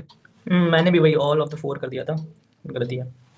ठीक है, अगला question, how many of the following contain plastic. Same question, पिछले साल का क्वेश्चन उठा के देखिए, प्लास्टिक कहाँ कहाँ है, विच of the following species have poisonous species, पिछले साल पूछा था, फिर मैंने ऑल ऑफ द 3 मारा और ये भी सही हो गया। 4 में से 4 क्वेश्चन मैंने ऑल मारे और ये भी मैंने ऑल मारा, 45 वाला भी ऑल मारा। तो चलो ये 45 और 43 वाला मेरा गलत हुआ, लेकिन बाकी के 4 सही हो गए। तो मतलब ठीक है यार, मतलब 1 2 3 अगर 4 क्वेश्चन आपके सही हो रहे हैं, 2 क्वेश्चन गलत हो रहे हैं, तो आप देख लीजिए ना कि पॉजिटिव में है कि आपके नेगेटिव में है। तो ठीक है, मैंने इसका ऑल मारा, लेकिन गलत हो गया। बताओ शिखा। हाँ, मतलब साइंस एंड टेक में तो यही है कि ज्यादातर एप्लीकेशन बेस्ड में ऑल द अबव वाले ये आंसर होते हैं, बट ये क्वेश्चन ऐसा था ना कि सिगरेट बट्स वाला जो है वो मुझे विजुअलाइज करने में इतना टाइम लगा कि सही में होता है क्या आगे। फिर मेरे को एक कंसेप्ट उस समय दिमाग में आया था कि कहीं तो पढ़ा था कि स्मोकिंग वगैरह या फिर सिगरेट की वजह से माइक्रोप्लास्टिक पोल्यूशन होता है, तो फिर उस कंसेप्ट से मैं मतलब लिंक करके जितना हो पाया, मतलब फिर सी के साथ ही इसको लगाया। भैया। ये प्लास्टिक और कार्सिनोजेनिक होता है, ये तो इतना आप न्यूज में पढ़ते हो ना, जो ऐसा अगर इसमें कुछ भी लिखा होता है ना, तो अच्छा इसमें प्लास्टिक होता है या फिर ये कार्सिनोजेनिक होता है, तो मैं सब मार के आ जाता। इतना ये न्यूज में चलते रहता है, सोशल मीडिया पे चलते रहता है, तो मैंने इसमें कुछ नहीं सोचा, मैं सोचा होता ही होगा प्लास्टिक, तो मैंने ऑल 3 मार्क कर दिया। आशुष भाई। सेम वही ऑल 3 मार्क कर दिया, सिंपल सा ही लगा कि क्या पता कहीं हर चीज़ में तो प्लास्टिक है, ये आ जाता होगा माइक्रो प्लास्टिक कहीं तो उधर से, तो वही। हाँ, मतलब प्लास्टिक का मतलब सिर्फ वो पॉलिथीन वाला प्लास्टिक थोड़ी होता है, छोटे छोटे प्लास्टिक होते हैं। जैसे पिछले साल पूछा कि सम च्युइंग गम्स में भी प्लास्टिक होता है, तो भाई च्युइंग गम में हो सकता है, तो सिगरेट में, सिगरेट बट्स में क्यों नहीं हो सकता है, हर जगह हो सकता है। तो वही है। उसके बाद coal gasification technology can be used in the production of how many of them, इसका ही मैंने ऑल ऑफ द 3 मारा, लेकिन ये वाला शायद गलत निकल गया। नाइट्रोग्लिसरीन में नहीं हो सकता, पता नहीं क्या लॉजिक है कि क्यों नहीं हो सकता, मुझे कोई भी आइडिया नहीं इसका मैंने ऑल ऑफ द 3 मारा। लेकिन मतलब इस पेज को करने, मतलब पहला जो पेज था मेरा, इसको करने में मुझे शायद 1 मिनट से भी ज्यादा नहीं लगा, क्योंकि 45 वाला क्वेश्चन का मैंने डी मारा, सबका डी मैंने मारा। बस ये जो 46 वाला है मुझे कोई आइडिया नहीं था, तो इसका मतलब मैंने गलत मार्क कर दिया। लेकिन बहुत कम, पहला पेज मेरा विद इन 1 डेढ़ मिनट हो गया था, उसमें से 4 मेरे सही निकल गए थे। तो बताओ शिखा। हाँ, ये तो मैं भी गलत है, मेरा भी मैंने ऑल द 3 मारा था और अब शायद गलत है, ओनली 2 इसका आंसर है। तो I use the same logic, can भी लिखा था ऊपर से कोल गैसिफिकेशन, तो सारा ही लगा दिया। भैया। हाँ, मैंने इसका ओनली 2 मार्क किया था, बिकॉज ये जो नाइट्रोग्लिसरीन वाला था, मैं ये नहीं कह रहा हूँ, तो मुझे इस बारे में नॉलेज थी, बट मुझे पता नहीं क्यों ऐसा एक इंट्यूशन जैसा आ रहा था, तो ये ग्लिसरीन है, तो कोल गैसिफिकेशन से मे बी इसका प्रोडक्शन ना होता हो, तो मैंने इसको हटा दिया, और इथेनॉल और यूरिया मैं सोचा ये तो होगा ही, कॉमन है, फिर मैंने ओनली 2 मार्क किया और सही भी हो गया मेरा। क्या बात है भाई, आप बताइए। सेम, मुझे आइडिया तो नहीं था, मुझे यूरिया का पता था कि यूज़ होता है, तो और बट इथेनॉल और नाइट्रोग्लिसरीन होता नहीं था, तो उसमें ऑब्वियसली इसमें दिया भी था कि कैन बी, तो मुझे क्या लगा क्या पता होता हो, तो मैंने भी सी मार दिया। ठीक है, चलिए ठीक है, गलतियां तो हो ही जाएंगी। Chemical substances generally known as CL, बीस, एचएमएक्स, एलएलएम, इसके बारे में कोई आइडिया नहीं, sometime talk in the media. लेकिन मुझे ये पता था कि भाई ऑपरेशन सिंदूर हुआ एक डेढ़ महीने पहले, और बहुत सारी चीजें हम लोग डिफेंस के बारे में बात करते हैं, डिफेंस इंडिजनाइजेशन की बात करते हैं, तो डिफेंस वाला ही कुछ मारूंगा मैं। तो ये पहला वाला तो डिफेंस रिलेटेड कुछ लग नहीं रहा था। ये डी जो है ये मतलब मोर ऑफ स्पेस टेक्नोलॉजी लग रही है, डिफेंस से रिलेटेड उतना नहीं लग रहा था। तो या तो मैं बी मारता है तो सी मारता, तो मैं 50-50 पर तो कम से कम आ गया, मैंने सी मार दिया इसका, तो ये मेरा गलत हो गया। इसका आंसर बी है मेरे ख्याल से। बताओ शिखा। हाँ, इसके बारे में मुझे भी तब आइडिया नहीं था एचएमएक्स वगैरह के बारे में। और तो फिर मेरा ये था कि एक क्रूज मिसाइल के बारे में बात कर रहा है और एक रॉकेट के बारे में बात कर रहा है, तो ऐसा बोलते हैं ना कि अगर कोई 4 ऑप्शन में से 2 ऑप्शन सेम चीज के बारे में बात करता है, तो देयर इज हाई प्रोबेबिलिटी उसमें से आंसर होता है। और हालांकि ये लॉजिक बहुत जगह सही भी हो जाता है, बट यहाँ पे मेरा गलत था, आई चूज सी वाला, गलत है मेरा ये क्वेश्चन।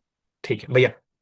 हाँ, मैंने एक्चुअली इसमें डी मार्क किया, फ्यूल्स फॉर रॉकेट प्रोपल्सन, क्योंकि उस टाइम ना काफी ज्यादा मतलब रॉकेट में कौन कौन से फ्यूल होते हैं उसकी बात चल रही थी, करंट अफेयर्स में भी आ रहा था, तो LH2 UDMH ये सब हम लोग पढ़ते हैं, इसरो वगैरह यूज करती है, हेडलाइंस में वगैरह में था। तो फिर मुझे लगा जो उसी से मिलता जुलता है, तो हो सकता है ये रॉकेट प्रोपल्सन में यूज करने वाला फ्यूल हो, तो मैंने इस बेसिस पे डी मार्क कर दिया, बट अगेन गलत गलत था ये। ठीक है आशुतोष भाई। मुझे आइडिया तो था नहीं है वैसे है क्या, बट सी और डी ऑप्शन में वही सेम फ्यूल के बारे में डिस्कशन हो रहा था, तो मुझे लगा हो सकता है सी या डी में से कोई ऑप्शन हो, और सी ऑप्शन थोड़ा और ब्रॉडली एक्सप्लेन कर रहा था उसको कि हाई एनर्जी फ्यूल है, तो फिर मैंने सी मार दिया, जो कि गलत है।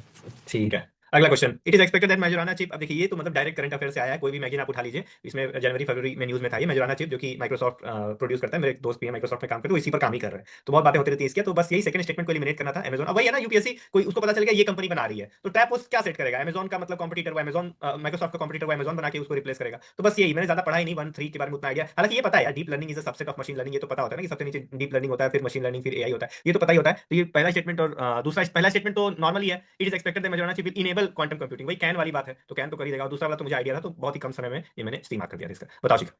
हाँ, ये तो हाँ, फरवरी वगैरह के टाइम में काफी न्यूज में था ये वाला न्यूज। तो फिर ये पता था माइक्रोसॉफ्ट का है, और अगर नहीं भी आपको पता है तो ये स्विच करता ही है, यही गलत ऑप्शन बनाने का तरीका ये। तो आप सेकंड को अगर एलिमिनेट करोगे तो फर्स्ट वाला बहुत ही माइल्ड है, एक्सपेक्टेड भी दिया है वर्ड आप देखोगे तो, और कैन भी मतलब विल इनेबल, तो बहुत माइल्ड है, ये तो सही होना ही होना है। और थर्ड तो ये कि machine learning is a broader term ना, उसमें deep learning is a specific term उसके अंदर आ रहा है, तो वही I take first and third C वाला ऑप्शन।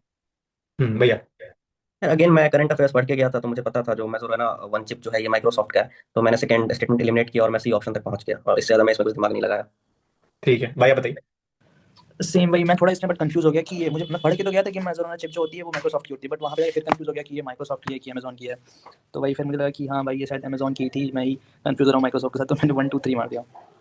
ठीक है, तो ये वैसे तो आसान क्वेश्चन था, मतलब करंट अफेयर आपको पढ़ के जाना चाहिए, जो चीजें न्यूज में रह रही हैं, और वहां से ये रिलेटिवली करंट अफेयर का आसान क्वेश्चन में ये डाला जाएगा। Monoclonal antibodies often mention in news, consider the following statement. Biology मुझे नहीं आता उतना, हेल्थ वाला एस्पेक्ट है वो बिल्कुल भी नहीं आता, बायोटेक्नोलॉजी में स्ट्रगल ही करता रहता हूँ, लेकिन they are man made proteins. अब जाहिर सी बात है यार कि मतलब ये हाल फिलहाल में ही न्यूज में आया है, ऐसा तो नहीं है कि ये मतलब हजारों साल से ये मोनोक्लोनल एंटीबॉडीज की हम लोग बात कर रहे हैं, तो मैन मेड ही होगा। और बहुत सारे मेरे ख्याल से नोबेल प्राइज भी पिछले साल मेडिसिन में इसी रिलेटेड एमआरएनए से रिलेटेड कुछ हुआ मिला था, तो मुझे लगा कि बहुत सारा वो न्यूज में है, तो मैन मेड ही जैसा कुछ होगा, तो बिल्कुल सही बात है, कोई आइडिया नहीं था। They stimulate immunological function due to their ability to bind to specific antigen.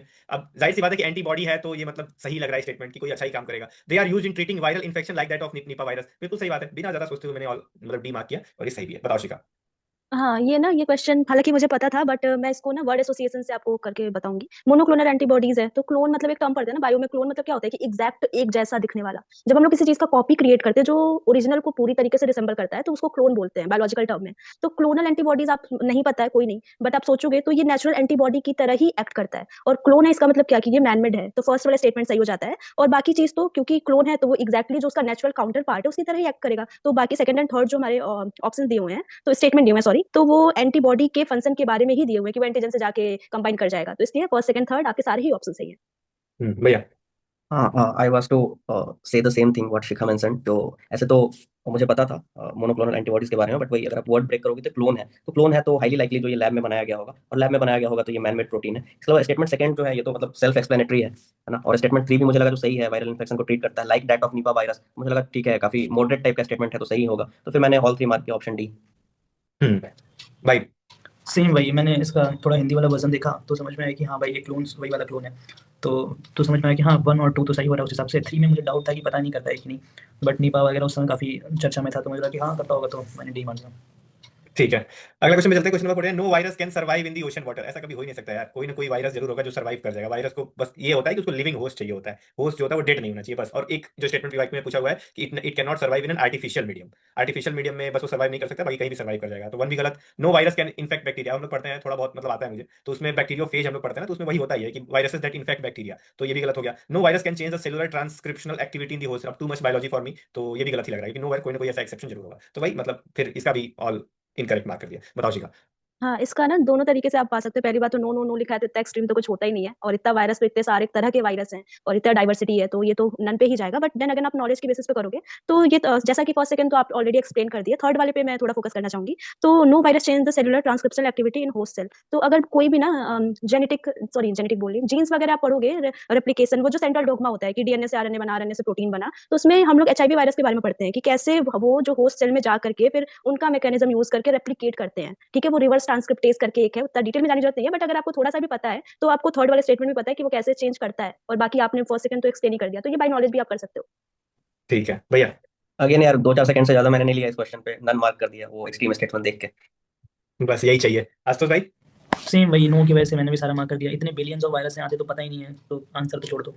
हाँ ठीक है, अगले क्वेश्चन पे चलते हैं। Activated carbon is a good and attractive tool to, अब देखिए, अब जब तक मैं इस क्वेश्चन पर आया था तब तक मुझे ये पता चल गया था कि ये जो तीन स्टेटमेंट 1 स्टेटमेंट 2 स्टेटमेंट 3 है उसमें पहला तो सही ही मान के चल रहा है। तो activated carbon is a good and attractive tool to remove pollutant from effluent stream and to, मतलब ये अच्छी चीज है, मतलब क्लाइमेट चेंज पॉल्यूशन को रिड्यूस करने के लिए ये कोई अच्छी चीज है, एक्टिवेटेड कार्बन है ये, तो ठीक है, इससे रिलेटेड सारे स्टेटमेंट सही हो जाएंगे।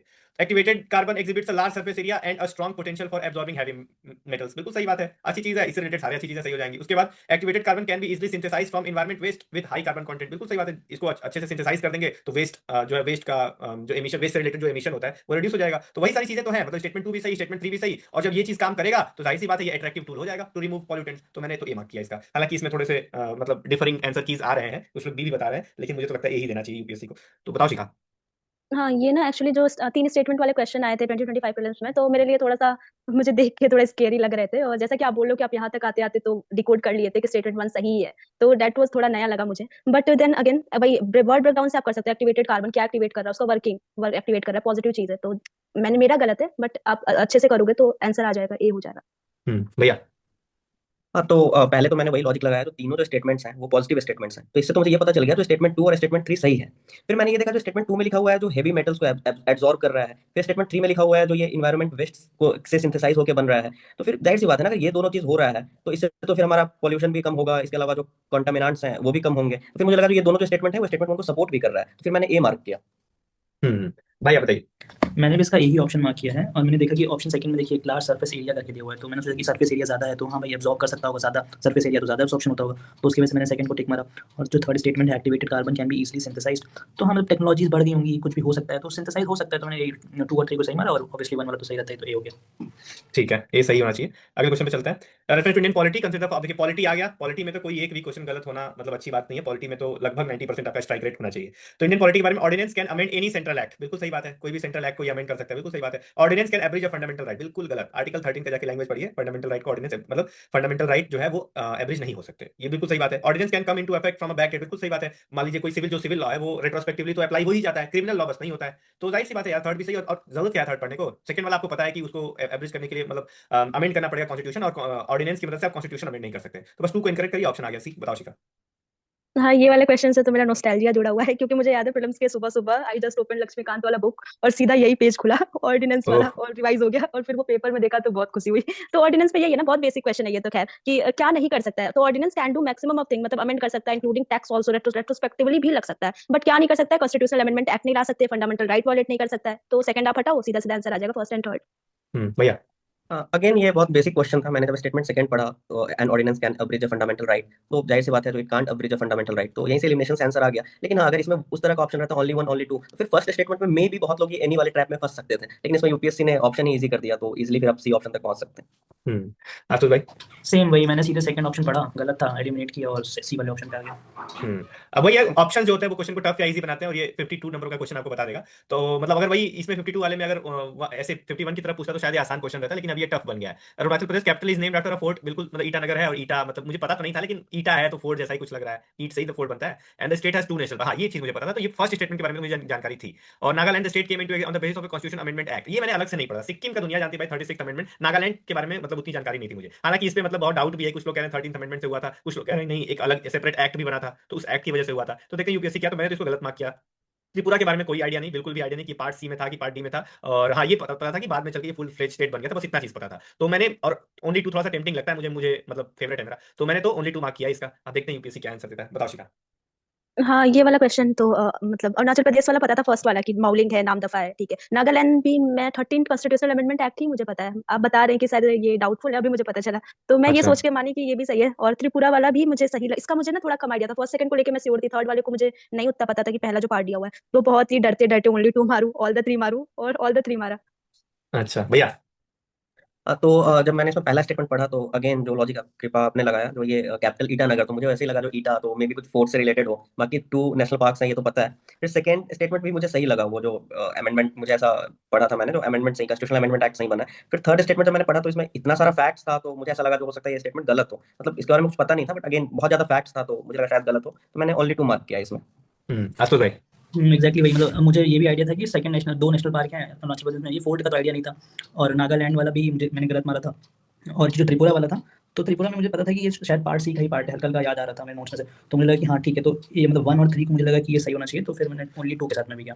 देखते हैं यूपीएससी क्या आंसर देती है, मतलब बहुत इसमें थोड़ी डिफरिंग आंसर की आ रही है कोचिंग वालों से, तो देखते हैं क्या होता है। हाँ, which of the following with reference to consider following, क्या पूछा है, how many following were established as per the provisions of the constitution of India. अब ये तो भाई मतलब ये तो फुल टॉस है ना, ये सब जो गलत कर रहा है मतलब सीरियसली उसको अच्छे से पढ़ना चाहिए। इंटर स्टेट काउंसिल बिल्कुल सही बात है, non permanent constitutional body, article 263 कितनी बार हम लोग पढ़ते हैं। नेशनल सिक्योरिटी काउंसिल कहीं भी नहीं लिखा हुआ है कॉन्स्टिट्यूशन में, जोनल काउंसिल कहीं भी नहीं लिखा हुआ है, ये बनता है स्टेट रिऑर्गनाइजेशन एक्ट 1956 के हिसाब से। तो बहुत ही आसान क्वेश्चन, ओनली वन इसका सही है। बताओ शिखा। हाँ, ये तो बहुत मतलब कई बार ही ये क्वेश्चन आया कि कॉन्स्टिट्यूशनल बॉडीज कौन से हैं, तो हम्म लक्ष्मीकांत में इतना सही दे रखा है ना कॉन्स्टिट्यूशनल बॉडीज, बस उतने पढ़ लो आप, बाकी जो भी होंगे वो बाहर के ही होंगे, तो ये तो बहुत हम्म इजी क्वेश्चन था, सीधा सीधा हो गया, ओनली वन। भैया। सेम, ये तो बेसिक्स है, सबको पता था इंटर स्टेट काउंसिल जो है वो इकलौता प्रोविजन ऑफ द कॉन्स्टिट्यूशन के तहत बना है, बाकी दोनों नहीं बना है, तो ओनली 1। ठीक है भाई, आपका भी सही होगा। हाँ वही सेम, 263 से इंटरस्टेट बन गया था, तो बस वही।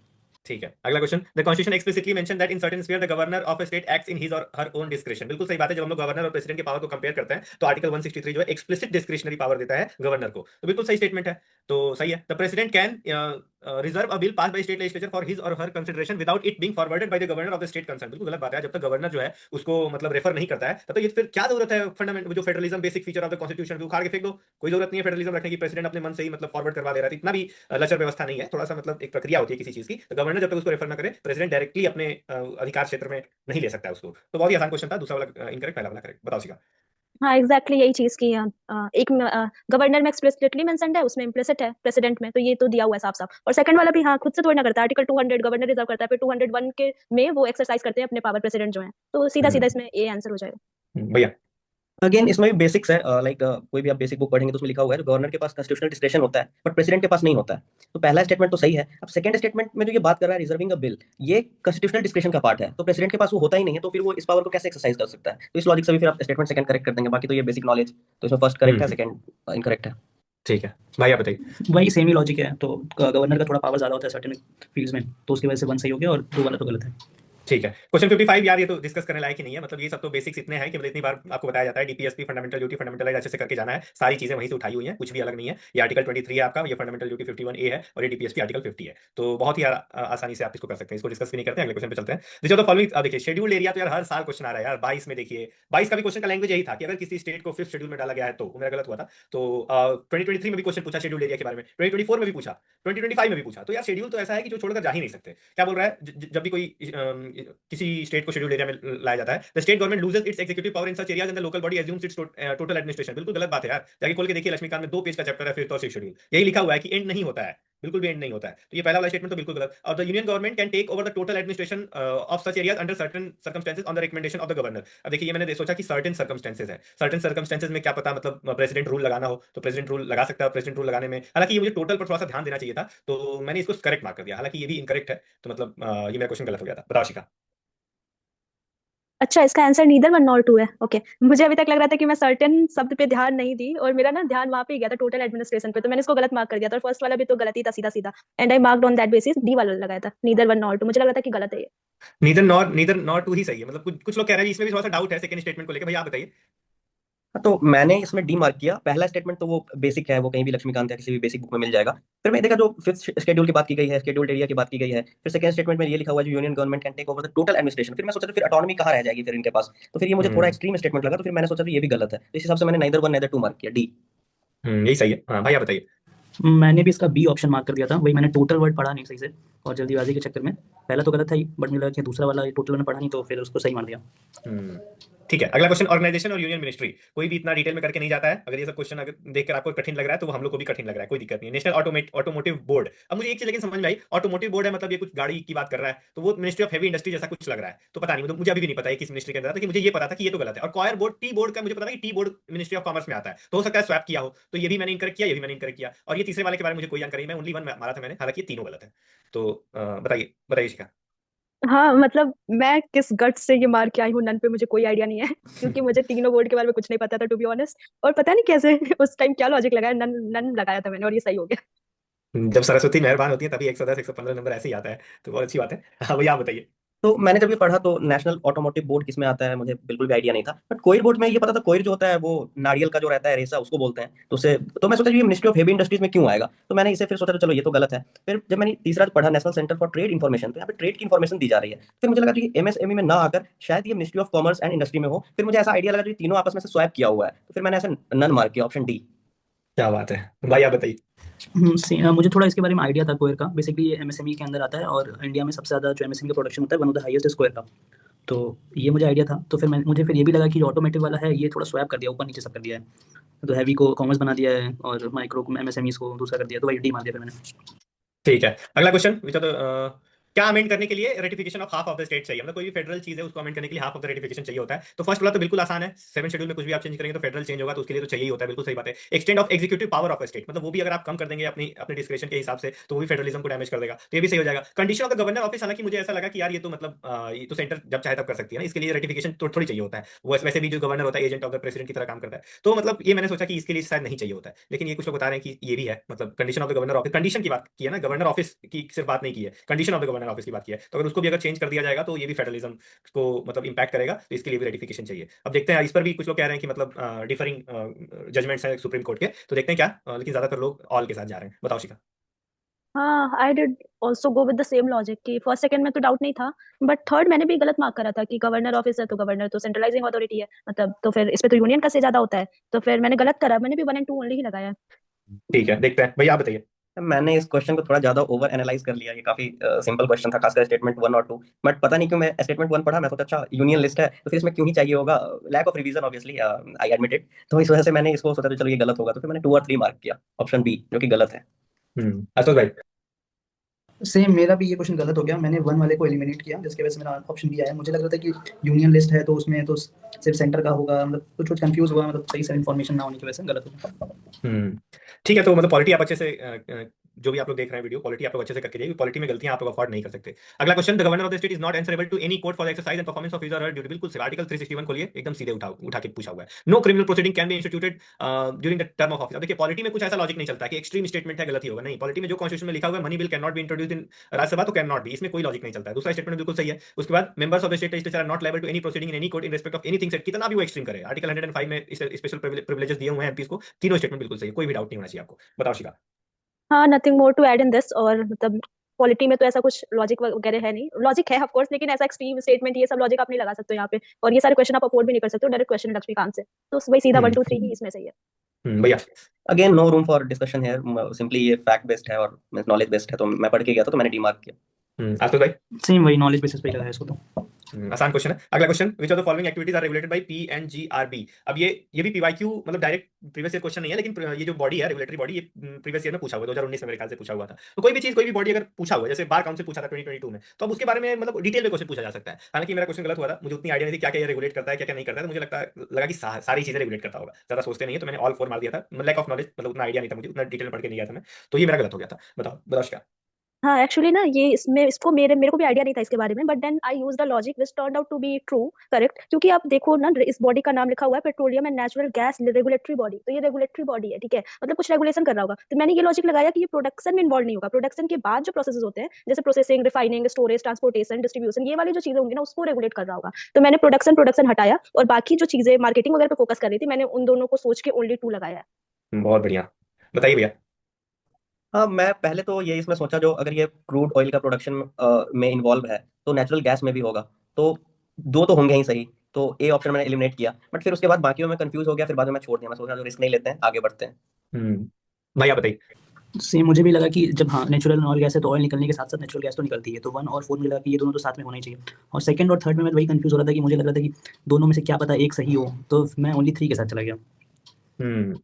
तो इसमें मतलब आज इतना ही रखते हैं, क्वेश्चन नंबर 60 तक। एक सेशन और लगेगा, मतलब बाकी क्वेश्चन हो जाएंगे।